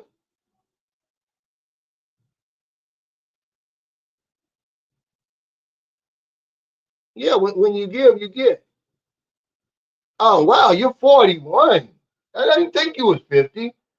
This guy is 41 and he's retired. Damn.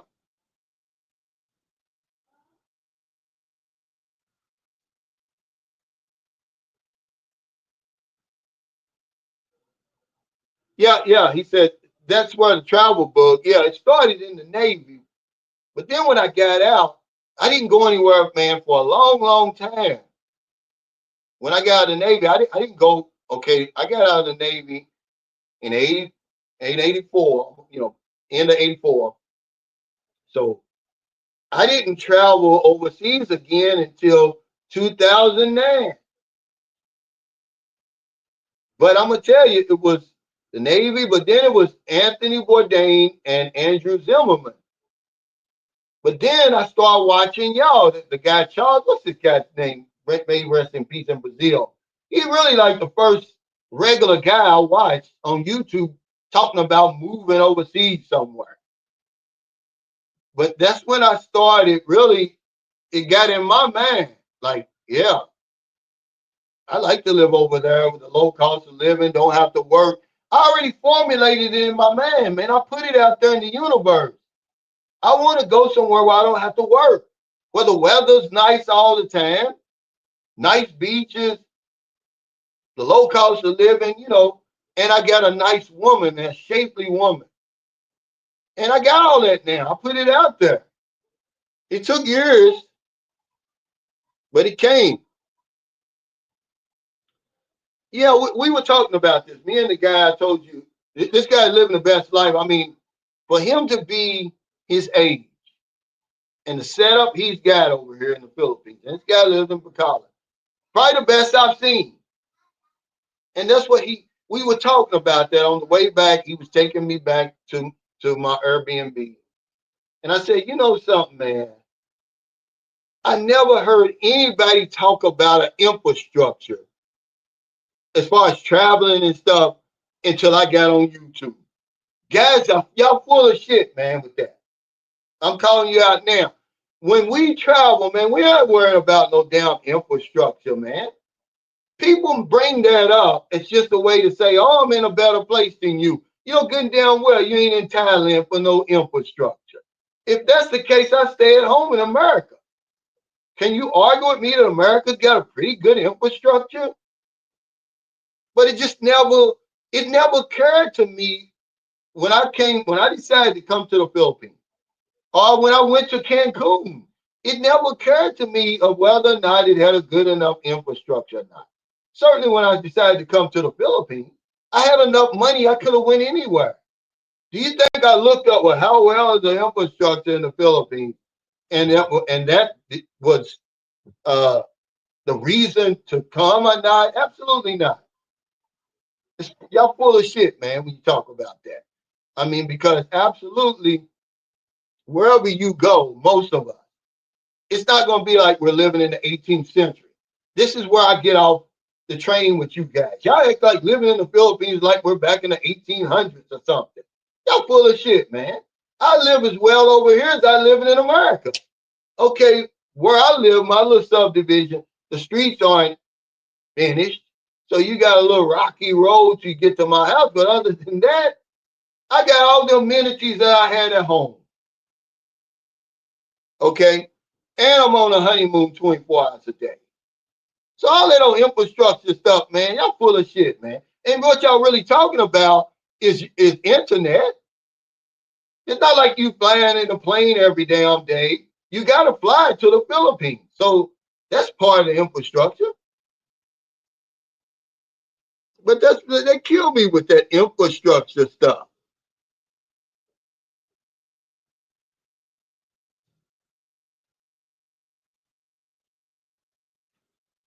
Doing good and well, you know, we're running down infrastructure. Okay. I'm just being real. I never heard anybody talk about it. We be actually arguing over what's got the best infrastructure. That's foolishness, man, and you know it. And it is. He said, I love Thai food, but the Philippines looks more family oriented. I'm not even going to say that. I'm going to say this. The Philippines is more welcoming, man. Okay. Simply because of the language. Okay. And not only that, but as an American, I say an American, because of the history that the Philippines has with America. They know us. They're familiar with us. Nobody bothers you here, man. I mean, they just don't, you know. It's just, I'm just a simple type of guy. And if I was one of those guys still want to go out every night, I'd be in Manila or Cebu or one of those places. I think we make up stuff. Like I said, we're all a part of this club. If you're over here in Southeast Asia, you belong to the same club, man. The fact that you want to make it seem like, oh, I'm doing it better than you. See, that's where I get off the bus. I'm like, y'all guys are full of shit, man. You should be happy, man, that we're all having, you know, enjoying living our best lives over here. I didn't come here to compete. The rat race, if you want to compete, go back to the rat race. Oh, my woman looks better than yours and all that. Here's guys kick back on the beach. Don't worry about your woman or how much your pension is, because your pension doesn't pay my bills. That's all I'm saying. Your woman is not giving me a blowjob. So I don't care what she looks like. She's not cooking my food and none of that stuff. Y'all need to stop with all that. That's all I'm saying. Care about what you get, man. We're in the same damn club. You 8,000 miles from home just like I am. Yeah, yeah. He came to my meet and greet. He's the real deal, man. You know, he came to my meet and greet in Angeles City. He's a big guy too. See, that's why when people don't know when when that clown came to my meet and greet, you know, acting like he's tough, right? He didn't realize it would have been 10 against 1. But we ain't with that foolishness, you know. And then he ended up picking on the smallest guy in that place and the nicest guy. See, he didn't put that on the the video where he's arguing with this young. I mean, it's not a young guy; it's a small guy, it's a little bitty guy, man. The nicest guy in the place. But yeah, 41. He did something, man. He said, "Yeah, I got in the Navy in '87 and didn't cross another ocean in 2000 when I made my first Philippine trip."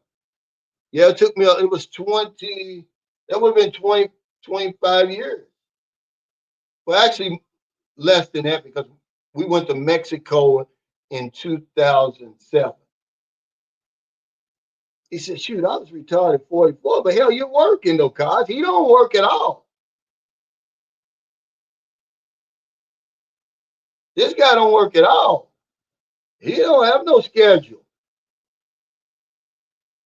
He said, "I wish." Yeah, he don't work at all.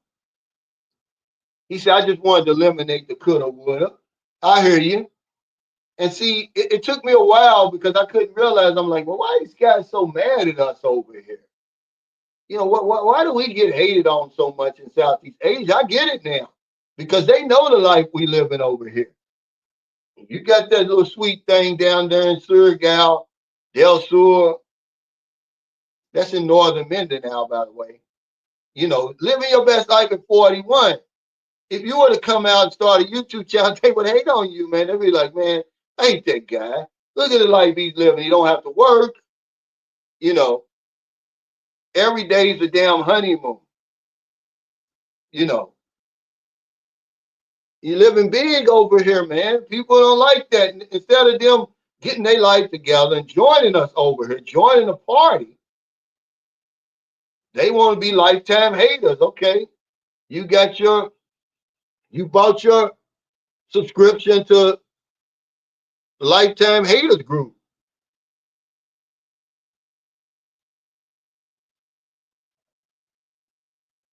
But if you talk to young guys like Kaz, and Kaz is young, he could live in Thailand if he wanted to.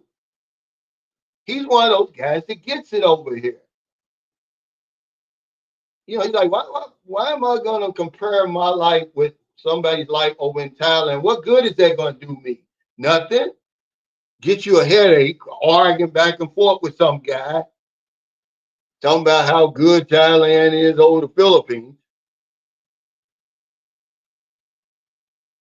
Yeah, and then see, this is what they do. They compare Manila with the rest of the world, a place that has about 20 million people in an area that's designed for only about 850,000. So you know there's going to be a strain on the infrastructure, but they'll compare that to the rest of the world. I had a guy came over here, Coach Jay, he lives in Washington State. He went to 7 countries over here. And I just asked him, you know, because this is off camera, we had nothing to prove. I was like, man, okay, of all those places, what's the best for you? He said, well, when it came to food, it was Vietnam. He said, I like Vietnam, Vietnamese food, and it's cheap. He said, I literally could eat 3 meals for about $5 over there, Cal. He said, I'm not lying. He said, but Cebu City was the best because he said it had everything that he was looking for. This is what he said. He went to Thailand, Vietnam, Malaysia, Indonesia. He went to all of them over here, Cambodia. He went to 7 countries. He said, I've survived Manila infrastructure for over a year and a half. It's fine. People complain about infrastructure must be with women in the jungles. Yeah, I don't get that argument. We never had that argument. These guys talking about the infrastructure. Man, y'all punks for that. Nobody's worried about no damn infrastructure, man. You're lying. You want to bring that argument up.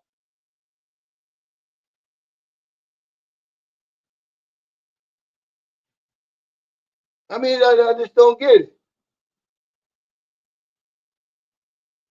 But me and him was talking about that. I don't. I never heard anybody bring up infrastructure. Do you think those guys who were over here when the bases were open, do you think they were worried about the infrastructure? The Philippines has a reputation. Has nothing to do with the infrastructure, man. Whenever you got infrastructure, you got a rat race somewhere attached to that infrastructure. And I'm trying to escape the rat race. I came here because I wanted to get as far away from the United States as I possibly could. Okay, I put Perth, Australia, and the Philippines because now the next thing is New Zealand. Now you coming back around. So I'm just about as far away as I possibly could. I wanted something different. If I wanted the same thing I left at home here, I'd have stayed at home.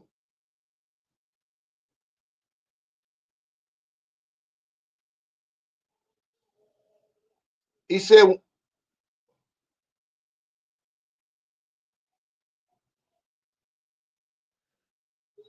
well, here's a guy. Okay, we respect your uh, opinion, but that's all it is. Everybody's got an opinion, you know. That's all.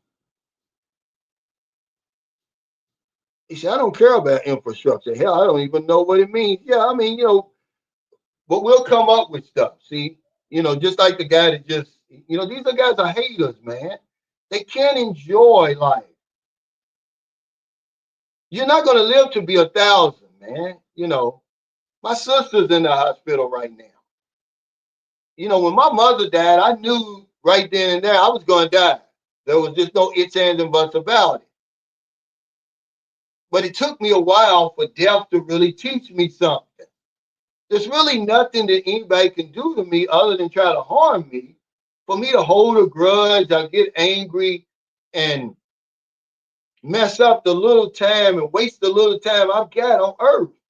When I see guys doing that, I'm like, you immature, man. Grow up. We're living on borrowed time, man. Don't tell him nothing, man. We're living on borrowed time. These guys are unhappy, man. I'm happy. I'm living my best life. I want what's best for you too, wherever it is. Okay. That's all. That's all. This life is a journey, man. It's not a destination. But I'm not going to spend a whole lot of my time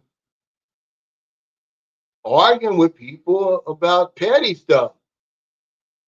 There's nothing you can do to me other than try to harm me, man. It's even going to make me really pay you any attention. I got a whole lot of living I'm trying to do. I'm going to live until I die, man. I'm sorry. I wouldn't at all, none at all. He said, but it's a good question, though.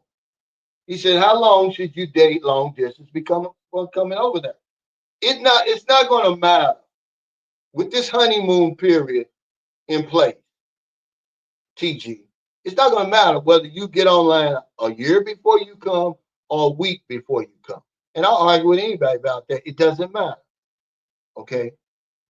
But I would not, the longer you date long distance, the more money you're going to pay, the more emotionally entangled you're going to be, and the more likely you're going to make the wrong choice. Because there's too many women over here. That's why guys are frustrated with the dating scene. They want you to pick one and stay with that one, but that's not a good thing, man. You don't know if you've had the right one. None of the guys who are really living a real life, I'm not talking about a fairy tale life, but you can even look at the vloggers. And, because you see all the women that they've been with. It's just too many over here. And that's what's going to happen to you. You're going to have your eyes set on one woman, then you get over here. You're going to have that roving eye. It's going to happen. So instead of you coming over here, okay, a week before, if you want to meet somebody meet you at the airport, you can have that, and it may work out if the right one's waiting. But I would wait until I'm a week out. I mean, I've already got my ticket. I've already got everything planned. If I'm in Manila, then I'm on the dating site. I'm looking for somebody in the Manila area. If I'm Cebu, same way. If I'm in Davao, wherever I'm going, okay, now I'm going to talk to 3 or 4. But you're just having a conversation, see? That's another sunshine shoulder, another Calvinism. You're just having a long distance conversation. There's nothing about a relationship going on with you, okay? She wants you to do that because guess what? More than likely, you're going to start sending money, okay? Because she's going to paint the picture for you of the struggle over here. There's something called an unspoken agreement. It's real. And she's not going to be able to hold up her end of the bargain because you're 8,000 miles from home. You're 8,000 miles from her. The unspoken agreement simply, I'm going to take care of you, you take care of me. So it doesn't take a year to establish that. You could actually wait till you get over here, which is really the best, okay? And then get online. Because you're going to get online. You're going to get online. But that's the best thing to do. I'm at Maryland. I was here already. See, you can cut through all that red tape. If you're in Cebu, okay, meet me at Ayala Mall. That's how you do it. And then, there's your date right there. You're in a public place. You can check her out. You can see what she's about. If it don't work out, okay, you go your way, I go mine. Do it again the next day until you find somebody.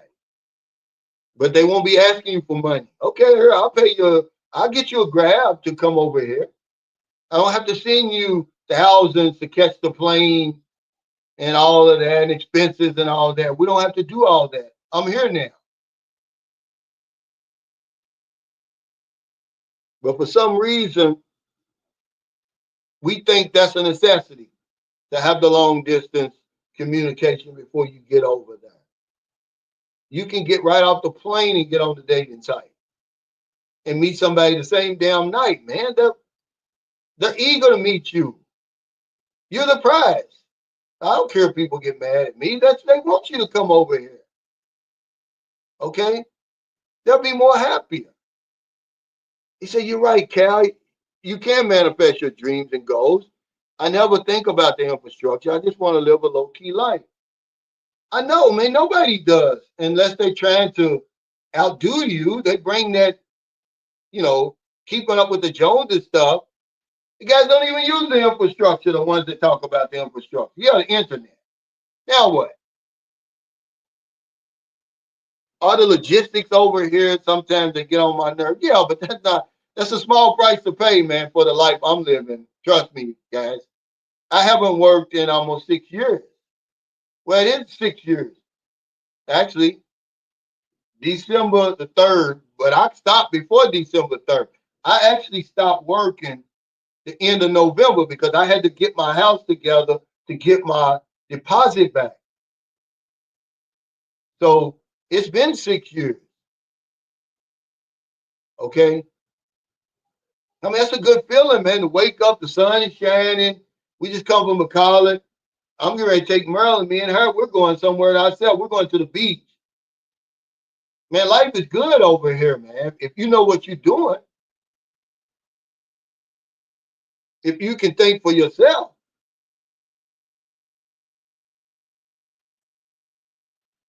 Hey, Southern Purchase, thanks for that super chat. He said, the frustration you mentioned in yesterday's video, is it more of expectation or seriousness that comes too quick for us over there? Well, see, I'm just going to read it right as I wrote it down so I won't get it wrong. It says, men who say, now it says, the frustration is not about getting a woman, it's the process that frustrates us. It's too quick for some guys. They're not ready to make that decision like that snap decision. Some guys are, some guys don't care. See, I'm a people person. I don't have any special gifts, but I can read a person. And a lot of times when that woman is waiting at you at that airport, man, she's somebody you've never seen before. I've never had a duck meet me at the airport or whatever it was. Every woman that's ever met me at the airport or somewhere like that, man, she really rung my bell. You see what I'm saying? And so some guys, they don't have a problem with it, but other guys, they're like, they just get out of bitter divorce or something like that. And they're not ready to, jump right back in. And that's the expectation over here. If I meet you at that airport, then we're a couple. And, she's going back to the Airbnb with you and probably would never leave until you leave. If you're over here for 5 years, she's going to be there for 5 years. That's the frustration. Because guys is like, they bring their dating patterns over here, not realizing you're in a whole different culture. I'm talking about when it comes to foreigners dating Filipinos. There's no casual dating. Those guys that tell you that there's casual dating over here, I don't believe it. I don't believe it. First of all, you never see them with a woman. That's what kind of, there's guys over here, they got popular channels, man. They always talking about dating and where to find a woman and what to do. They tell you so much about a Filipino, but you never see them with a Filipino. I'm like, come on, man. Show these guys something. Show them that what you're talking about is real. Don't just be talking about it. Nobody comes to the Philippines just to hang around. I wish I had that type of mindset when I started coming over here. But most of us don't come over here just to hang around, man. So I don't believe them either. I don't believe you're just hanging around. See, people think that, they say about regular guy, right? They say, oh, why did he have a girlfriend? Well, see, when he came to my house, we had a conversation. He used to live with a young girl and her family down in Butuan, I believe. He was telling me about for 6 months. He lived with them, you know. But I'm not talking about him. I'm talking about somebody else that's always got this information. And you know that the regular guy was with women. Okay, it wasn't like he wasn't. But yeah, we had a conversation. He was telling me when she was 18, I believe, or something like that. He lived with him, for 6 months. This is out of his mouth. But I don't want to hear something from some guy you never see around a woman. Well, you must be making that shit up, man. I ain't got time for that. I'm coming all the way over here. I'm selling all my stuff. Show me something. At least have a woman walking behind you in the damn background. Every now and then you might have a picture on your community page or something. That's bullshit, man. I don't want to hear that. Crazy. But that's what it is. A lot of guys, man, they don't want that committed relationship right off the plane. And that's what you're getting over here. And not only that, but damn, the expectation. Like I said, you're supposed to break the cycle of poverty. You're going to give her this new life. We say that new life like it's nothing, man. You got to do a lot to give a woman a new life. It don't come cheap. We're expected to do things that a lot of us are incapable of doing. A lot of men who come over here, lots and lots of men who come over here, they can't build the house. They can't buy the house and lot. But the woman's expecting that out of you. They may not even have enough pension to be able to bring her back home. They might have to get a co-signer or a second sponsor or something like that. But that's the expectation on you over here. 53 Shades Darker says, my recommendation for you guys is to make sure you get what you want before making your commitment if it goes that far. Pick now like you would do when you're ordering your food. Don't get stuck. And see, that's all I'm saying. If the right woman's waiting for you at the airport, then okay, what's the big deal? But more than likely, she's not. More than likely, you're going to be what? Yeah, cut it out. More than likely, it's going to take you several times before you really meet somebody. Not because the woman's not the right person. Maybe it's your mindset. Remember, you got to have a long distance relationship, a bit of divorce and all that. That was my problem. It wasn't the woman, it was me. See, when I met my son's mother, man, I could have cut it. I could have stopped then. I didn't have to date another Filipino. But in my mind, I wasn't ready to settle down at that time. She was ready. I wasn't. I'm talking about my divorce really wasn't even final yet. I mean, I'm going back and forth. My head's hurting because my wife, she's just trying to cause me all kinds of problems. We hadn't been together for 2 years, but she still, I just wasn't ready. And I'm like, oh, I don't want this again. Okay. That's why me and her split up for real. She wanted she wanted to get married and all that right then. I'm like, I'm not going to do it. But I could have stopped then. I didn't have to date another woman. She would have been perfect for me. I've never met a woman over here. I dealt with a woman over here that wouldn't have made me a good wife. Every last one of them. I'm just being honest with you, man. But sometimes it's us. And he said, big facts. As soon as I stepped off the plane and saw my Filipino, I knew I was in trouble. And that happens to many of us guys. That's why, never is the other N word that gets a lot of men in trouble over it. They always talking about what they never gonna do. Yeah, it's easy for you to say when you're 8,000 miles from home. You come over here, man. You know, if you are attracted to Asian women, man, you're gonna be toast when you get off that plane. If the right woman's waiting for you, it's not gonna be you. She's gonna, man. I'm just telling you, man. It's gonna be trouble for you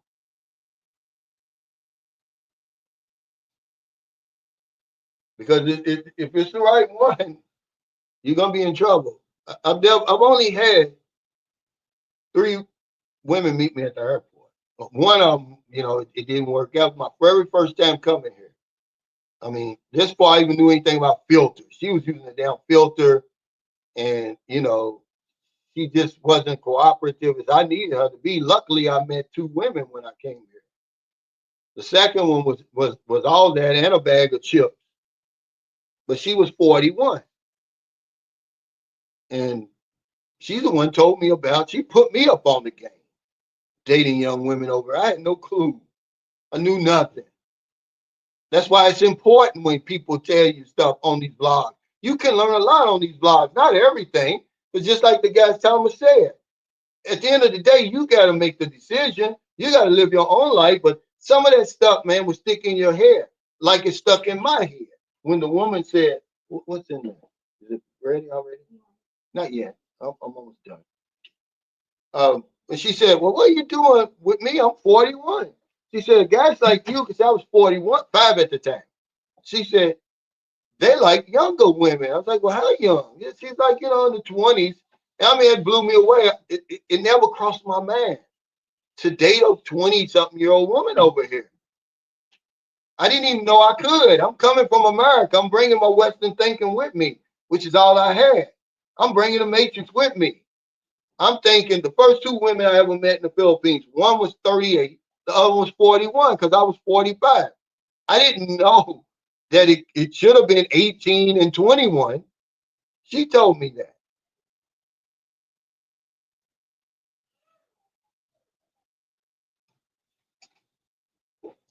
Yeah. Uh, but I don't, you know, I don't play games with women over here. I know they don't have time. I know what they expect. And that's why I try to share it with you. It's not that you a trick. If you want the best life over here, if you want the best time, if you really want your woman to be as cooperative and all of that, as you here they are. You can't be over here playing games. See? He said, you better not play with these women. It's not a game for them. Yeah. See? Well, once they know you serious and you taking care of business, the honeymoon starts, man. I'm still on my honeymoon over here. There's nothing I wouldn't do for Marilyn simply because I know there's nothing that she wouldn't do for me. I already know that already. So I'm not going to play games. Plus, she don't want nothing. I've given her everything. She can't want for anything else. What else do you want, Marilyn? You want anything else? She got a bank account. She got a house. She got two lots, matter of fact, a brand new motorcycle, healthy children, okay? Got a daughter up there going to nursing school. We did that on purpose. I did that on purpose. I may not be around. Hell, I may be 6 feet under. She's going to be the one that's going to break the cycle of poverty, not me. Her earning capacity is going to be way higher than mine. I know a guy over here, him and his wife, they finally retired not far from here, near that Keller on. His wife, when she retired, she was earning 140,000 every year. Filipino nurse, head of trauma nurse, head nurse in trauma. See, she's the one told us to send our daughter to St. Augustine. She said, "Yeah, you send her there. Once she gets her degree, I can help her." See, that's what I'm talking about. I put all that into motion. That's money well spent. He said these women from Butuan are super yummy and will put something on you. Trust me, it happened to me. It's all gonna happen. Women, okay, are the same all over the world. Okay, I get that. But Filipinos are different. Their culture is different.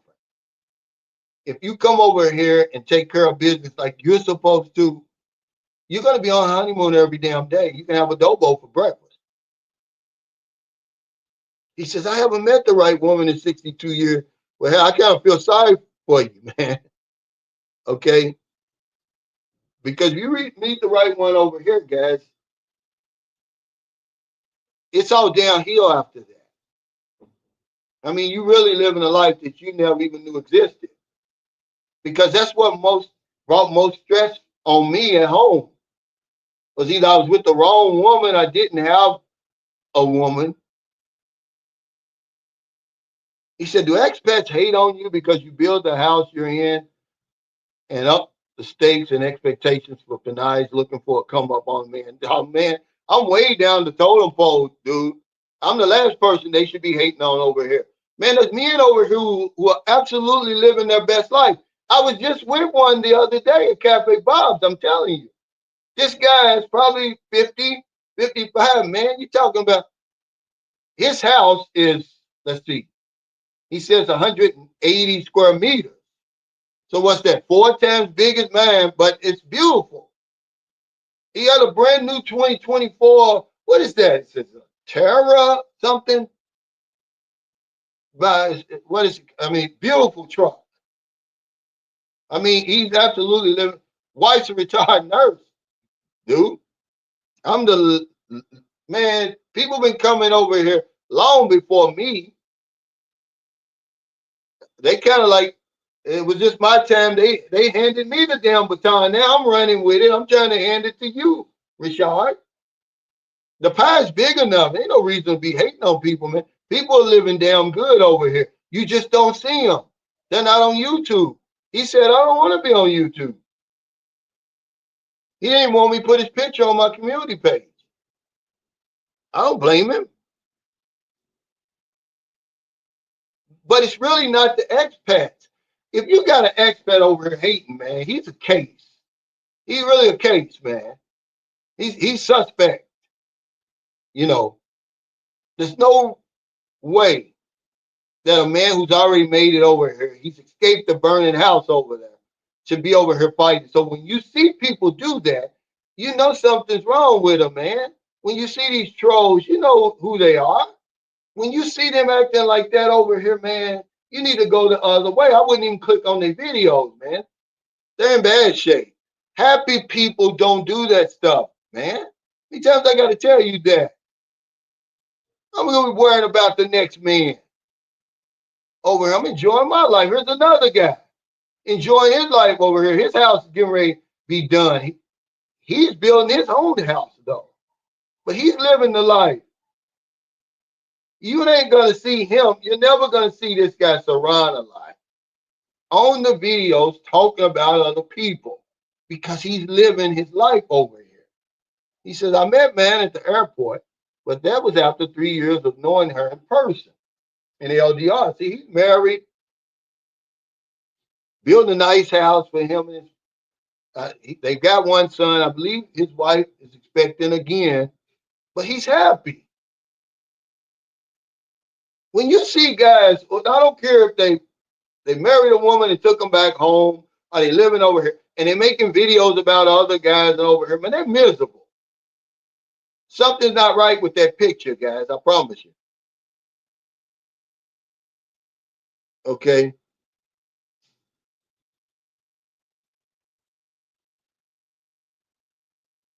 He said that woman put you up on game, Cal, and saved you.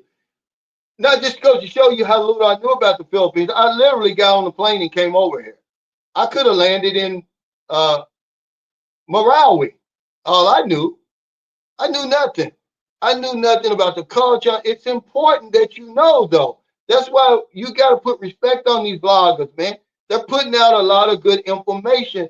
If you listen, you don't have to take all of it, but you will know what resonates with you and what you can relate to. And a lot of this little bitty information about like what she gave me, said, I'm 45. Why are you doing dating a 41-year-old? Man, that was big information. That helped me a lot because From then on, okay, it was 22, 24, 25 after that. And it was basically me not being ready for a committed relationship is the reason that broke up. But she was right on the money. She was old. When I saw her, okay, about, let's see, 2 years later, I saw that same 41-year-old. She was going through menopause, man. She had picked up all kind of weight. She told me the truth. So when the little stuff that I tell you guys, so then see, when I met Marilyn, I was, okay, Marilyn was 36. But look, I was much older. I was 56 or 57. So if you're in your 40s, you shouldn't be dating a woman in her 40s. You probably want to date a woman in her 20s. Because they're going to be a whole lot more mature than a 20-something year old. Okay, I've got a daughter that's 21, and she's going to school to be a nurse, and she got her own place, and all of that, right? But she's not like a 21-year-old over here. He said, "What's going on, everybody? It's been a long day. Just got home. What's up?" Excuse me, Mike. You be here next month, won't you?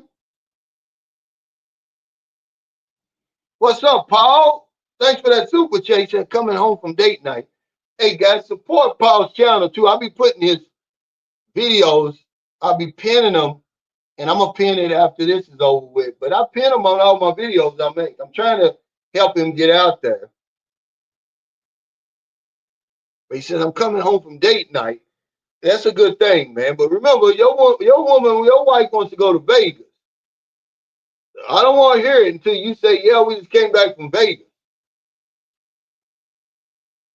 Oh, yeah, yeah. But you got to look at all the women I've been through when I finally get a woman that I can relate to. I was older, so I wanted a woman that was older. But that's young in America, 36. Do you think if I was 57 or whatever it was, a 36-year-old woman want nothing to do with me? And Marilyn takes good care of herself, so she looks a lot younger than what she is. Man, I'm on my honeymoon, trust me. Marilyn got these 20, she's putting these 20-somethings to shame. The only thing it is, she's not 20-something. But you go to the gym, man, Marilyn's putting them to shame. He said, my wife was 23 when I turned 40. I was quite happy. Yeah, that's about right, man. That's about right. Yeah, we don't want to hear that, Paul, until you coming from Vegas. Yeah, he said Maryland wants a spicy chicken from Jibey. I have to have the spicy chicken. Maryland won't eat the spicy chicken. I gotta have the spicy chicken. It's really good. Cause it seems like when it's not spicy, they got too much breading on the damn chicken. But you get that spicy, man, at Jollibee, man, you dip it in that damn gravy. Because I didn't even know how that you dip the chicken in gravy. We use the gravy at Kentucky Fried Chicken for the damn potatoes. But that's when the potatoes was the potatoes. Yeah, it's just that's a manageable size. Because guys we talk about, I'm never gonna date a single mother, man. That's the other N word.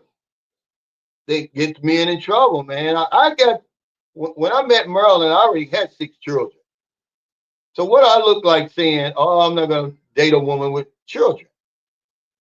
Now, if I don't have children, then it's another story. But then again, that's your preference.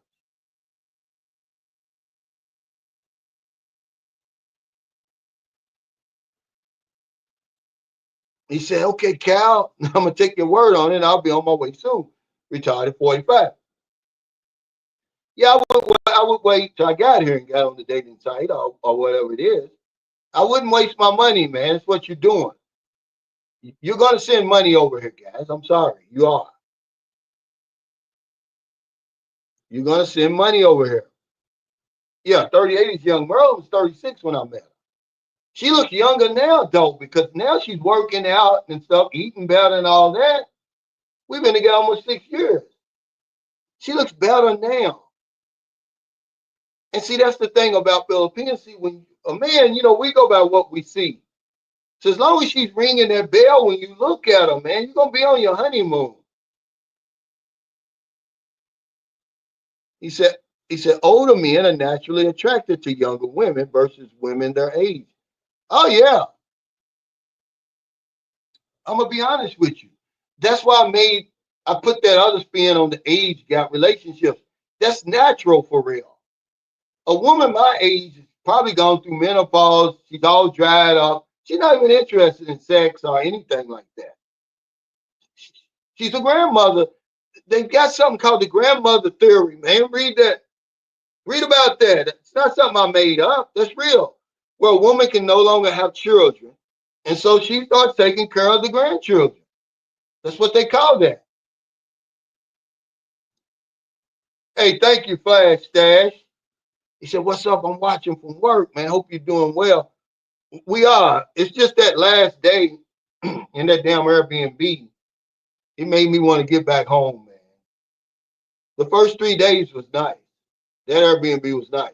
Same condominium place, but all condominiums aren't the same. Some people over here, they think all I got to do is put my condominium on Airbnb and I earn money. Lady, no, you don't.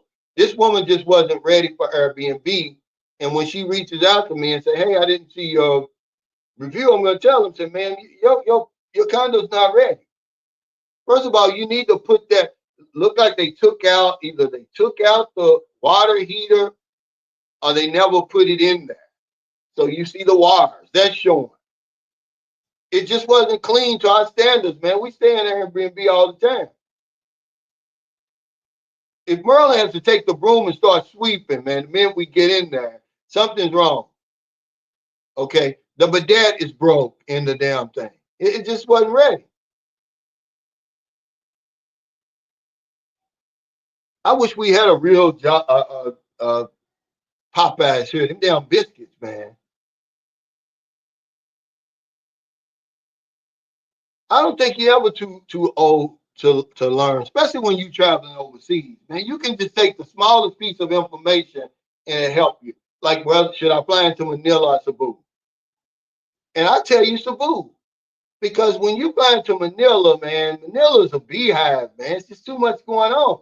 Now, unless, the woman you're going to meet is in Manila and you got business up there, I get it. Your ticket's probably going to be a little less too. But just that information right there will help you because that's about the only right thing I did when I came to the Philippines the first time. I met 2 women instead of one, and I flew into Mactan instead of Manila. And you're right there, once you get out of the airport, you're not far from the main road in Mactan. And I stayed at the Ace Pension House, but they spell pension Penzione. Man, it's a good place to stay, man, for $12.50. Cold air, good aircon, hot and cold shower. Then they got the restaurant on the top floor. You can't beat it. You tired from that damn plane, you want to take a shower and lay down in the cold air. Yeah. He said, I always have to wait 15 minutes for them to prepare the spicy chicken. Yeah, I love the spicy chicken over here. What's up, King B's over here now? Is this King B Stacker? Yeah, that's King B, I think. Yeah. He says, I brought Crystal hot sauce from the US and then I bought 2 bottles of shopping. I use almost everything here. Man, I bought the Frank's. Well, no, Jeffrey Tatter sent me some Frank's hot sauce. Him and Sam Champion did. And Maryland fell in love with that Frank's. If you can't get Frank's over here, what's the name of that one we use? Jew fries. Jew fries. King B's living his best life over here. You don't see him trolling nobody. If you see a guy in the Philippines trolling somebody, he's miserable, man. Like, dude, what are you doing? You already made it to paradise.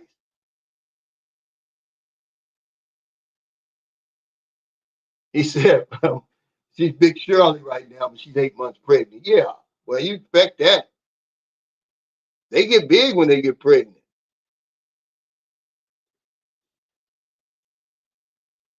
Yeah, he said he's not lying though. He said my cousin's dealing with a Filipino, hinting that she needs 115,000. Wow, to get her sister out of the hospital. I warned him, you better not do that. Wow. Yeah, well, he needs to run from that lady. 115,000. What hospital is she in? Because I'm not gonna lie to you. They got a private hospital and then they got the city hospital. Okay. That's where most Filipinos that we meet go. And hell, you have to be damn near dead.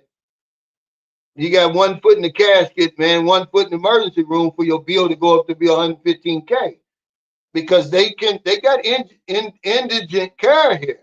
Believe it or not. Yeah, that's a stack of money right there. But he's gonna have it calculated going, oh, it's only $2,000.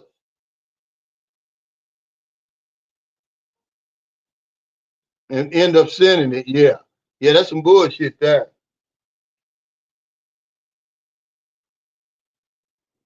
But I know my son's mother, when she didn't have the money to pay the bill.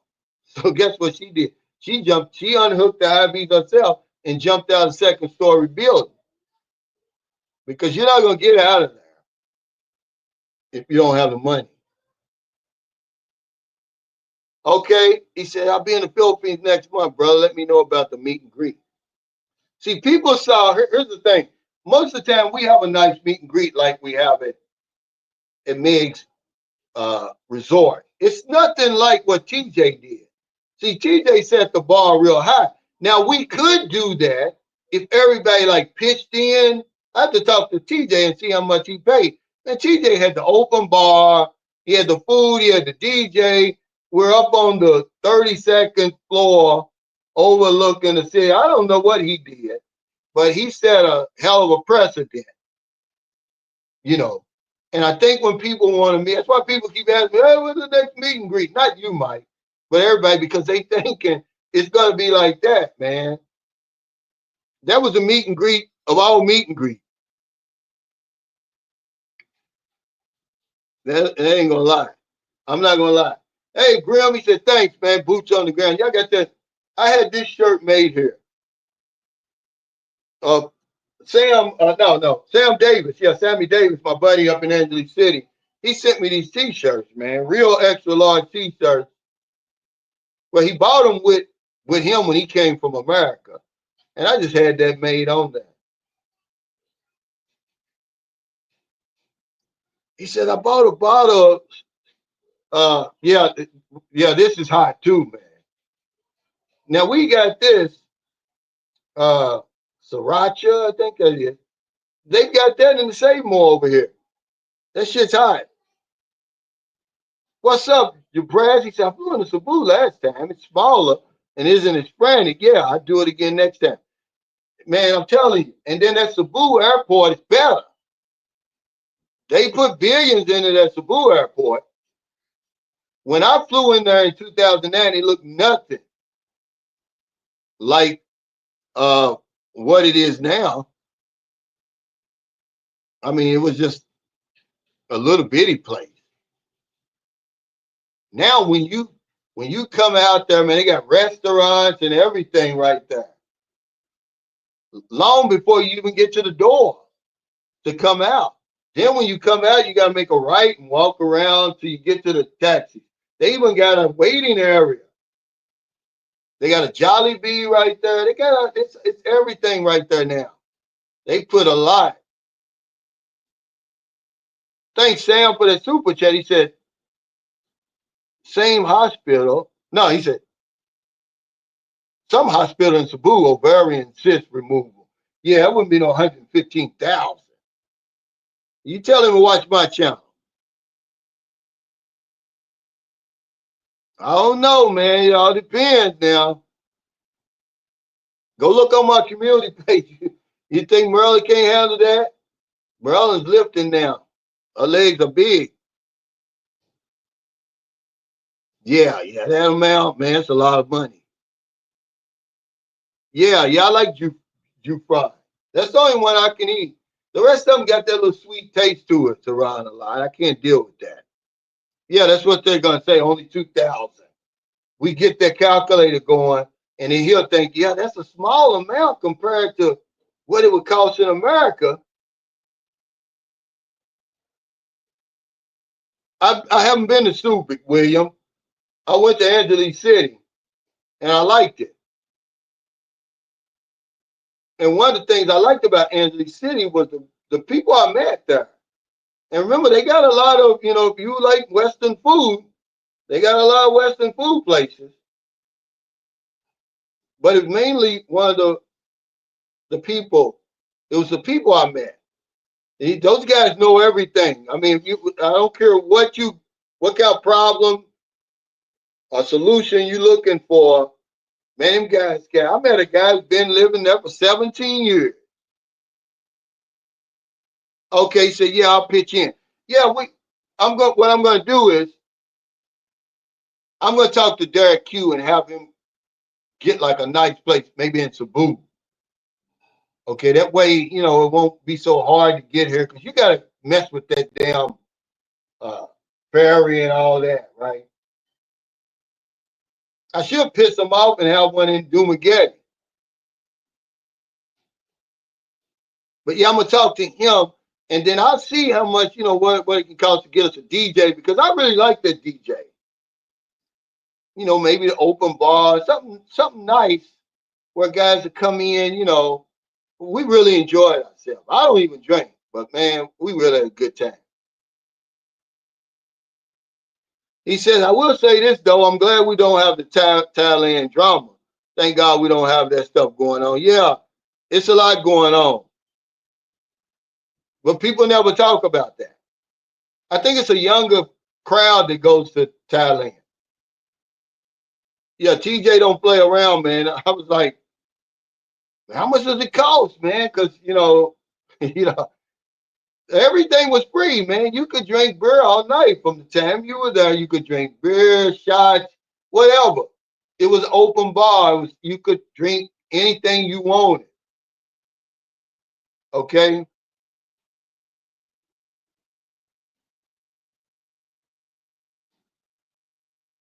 And then the DJ, they was jamming, man. But then the thing about it was we're on the 32nd floor. Had the infinity pool, although nobody went swimming. You see all over the city, man. It was lit, man. Man, Trump needs to make himself great again. He's obese. He's old. I'd be shocked if Trump makes it through the 4 years. He said, I wear XL here in the States, it's medium. Yeah. That's why you're gonna be two sizes. So really I need like a 3X here in Filipino size. I'm glad you brought that up. That way you'll know. Don't come over here if you're an extra large, man. I can't put on an extra large. Let me see if I can find this 2X real quick before I get off here. Because I got to eat lunch. Okay, I'm going to show y'all what the 2X in the Philippines looks like. A 2X here is like a large in America. I mean, it's tight on me. I mean, it's the same thing with underwear, man. Okay, the underwear that I get, okay, Sam Champion sent me these. You know, these are my underwear. If you get this is a 2X he sent me. This is an extra large. Either one I wear. This is what I wear over boxers. If you bought it, I bought a 2X over here, man. I can't wear it. It's too small. Remember the Filipino sizes, guys. They're not American sizes.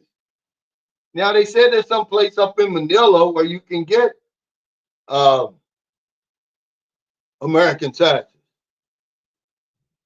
What's up, Madoff? He said you can find your right size in the malls in the city. Yeah, a lot of times you can if it's branded.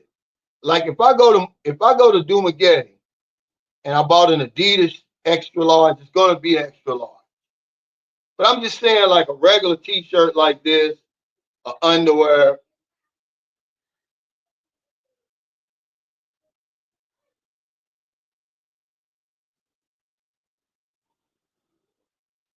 He said, Cal, remember your walk.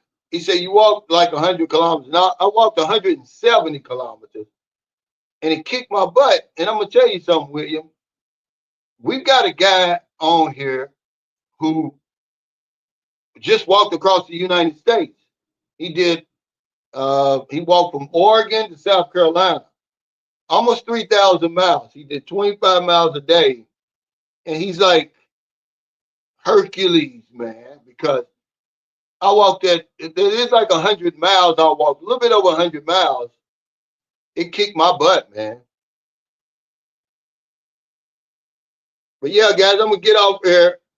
Thank y'all so much for your super chat, super stickers, all your thumbs up, all your support for Sunshine Shoulders. He said, did you go to Angeles City, Walking Street? I did. I took Maryland just, so it's a spectacle. I just wanted to show her. I'm pretty sure she had heard about it, but it's nothing like the Walking Street in Patio. But it's a spectacle. Sammy Davis put us up in a nice hotel, though. That was a year ago because I got the reminder on my Facebook. That was actually a year ago when we had that meet and greet in Angeles City, and we stayed at the ABC. But I liked Angeles City. I'm trying to think. T-Bags is where we had, and they got good food. And we ended up eating at Denny's, man. Just tastes like the Denny's at home. He said, Brother Cal, I'll be there in January. I'm willing to pitch in on the meet and greet. Yeah, we're going to get it together, man. I'm going to have Derek Q because he got some connections in Cebu. I want to have a nice one again because TJ spoiled everybody. But I don't know what he's got them old American Express black cards and all that. See, I don't have all that, man. That's why when Rashad was like, are they hating on me because I set the standard, man? I'm way down to. If you only knew, Rashad, the bag that some of these guys got over here, it'll humble you, man. They really took care of business, man. Retired from the military, owning own businesses, working at the post office, investing their money, man. These guys are living good over here, man. You would be shocked. I mean, you really would be shocked. You think guys are just over here. We get the horror stories on YouTube. Man, guys are living, man, just fantastically over here. And see, you really get the real story. You only get a small part of the story because so few people will come online and let you interview them and show you how they living over here. This guy that I met, okay, now I knew a friend of his before I knew him, but this guy, man, I gotta salute him, man. I'm like, dude, because he's like, yeah, I'll give you a. He said, you want to ride home? And I'm thinking, he's got one of these little big cars like John had, and he's got he got a hell of a ride, man. Brand new, a big ass. What is it called? A Terra, I think. I don't know who makes that. And he's got this big, gigantic house. But okay, guys, I'm gonna get off here. Take care. Stay safe. I haven't heard anything about Elliot Eastman, man. I hope he's okay. I'll see y'all next time. Don't do anything stupid, man. You're gonna get on the dating site. Wait till you get over here.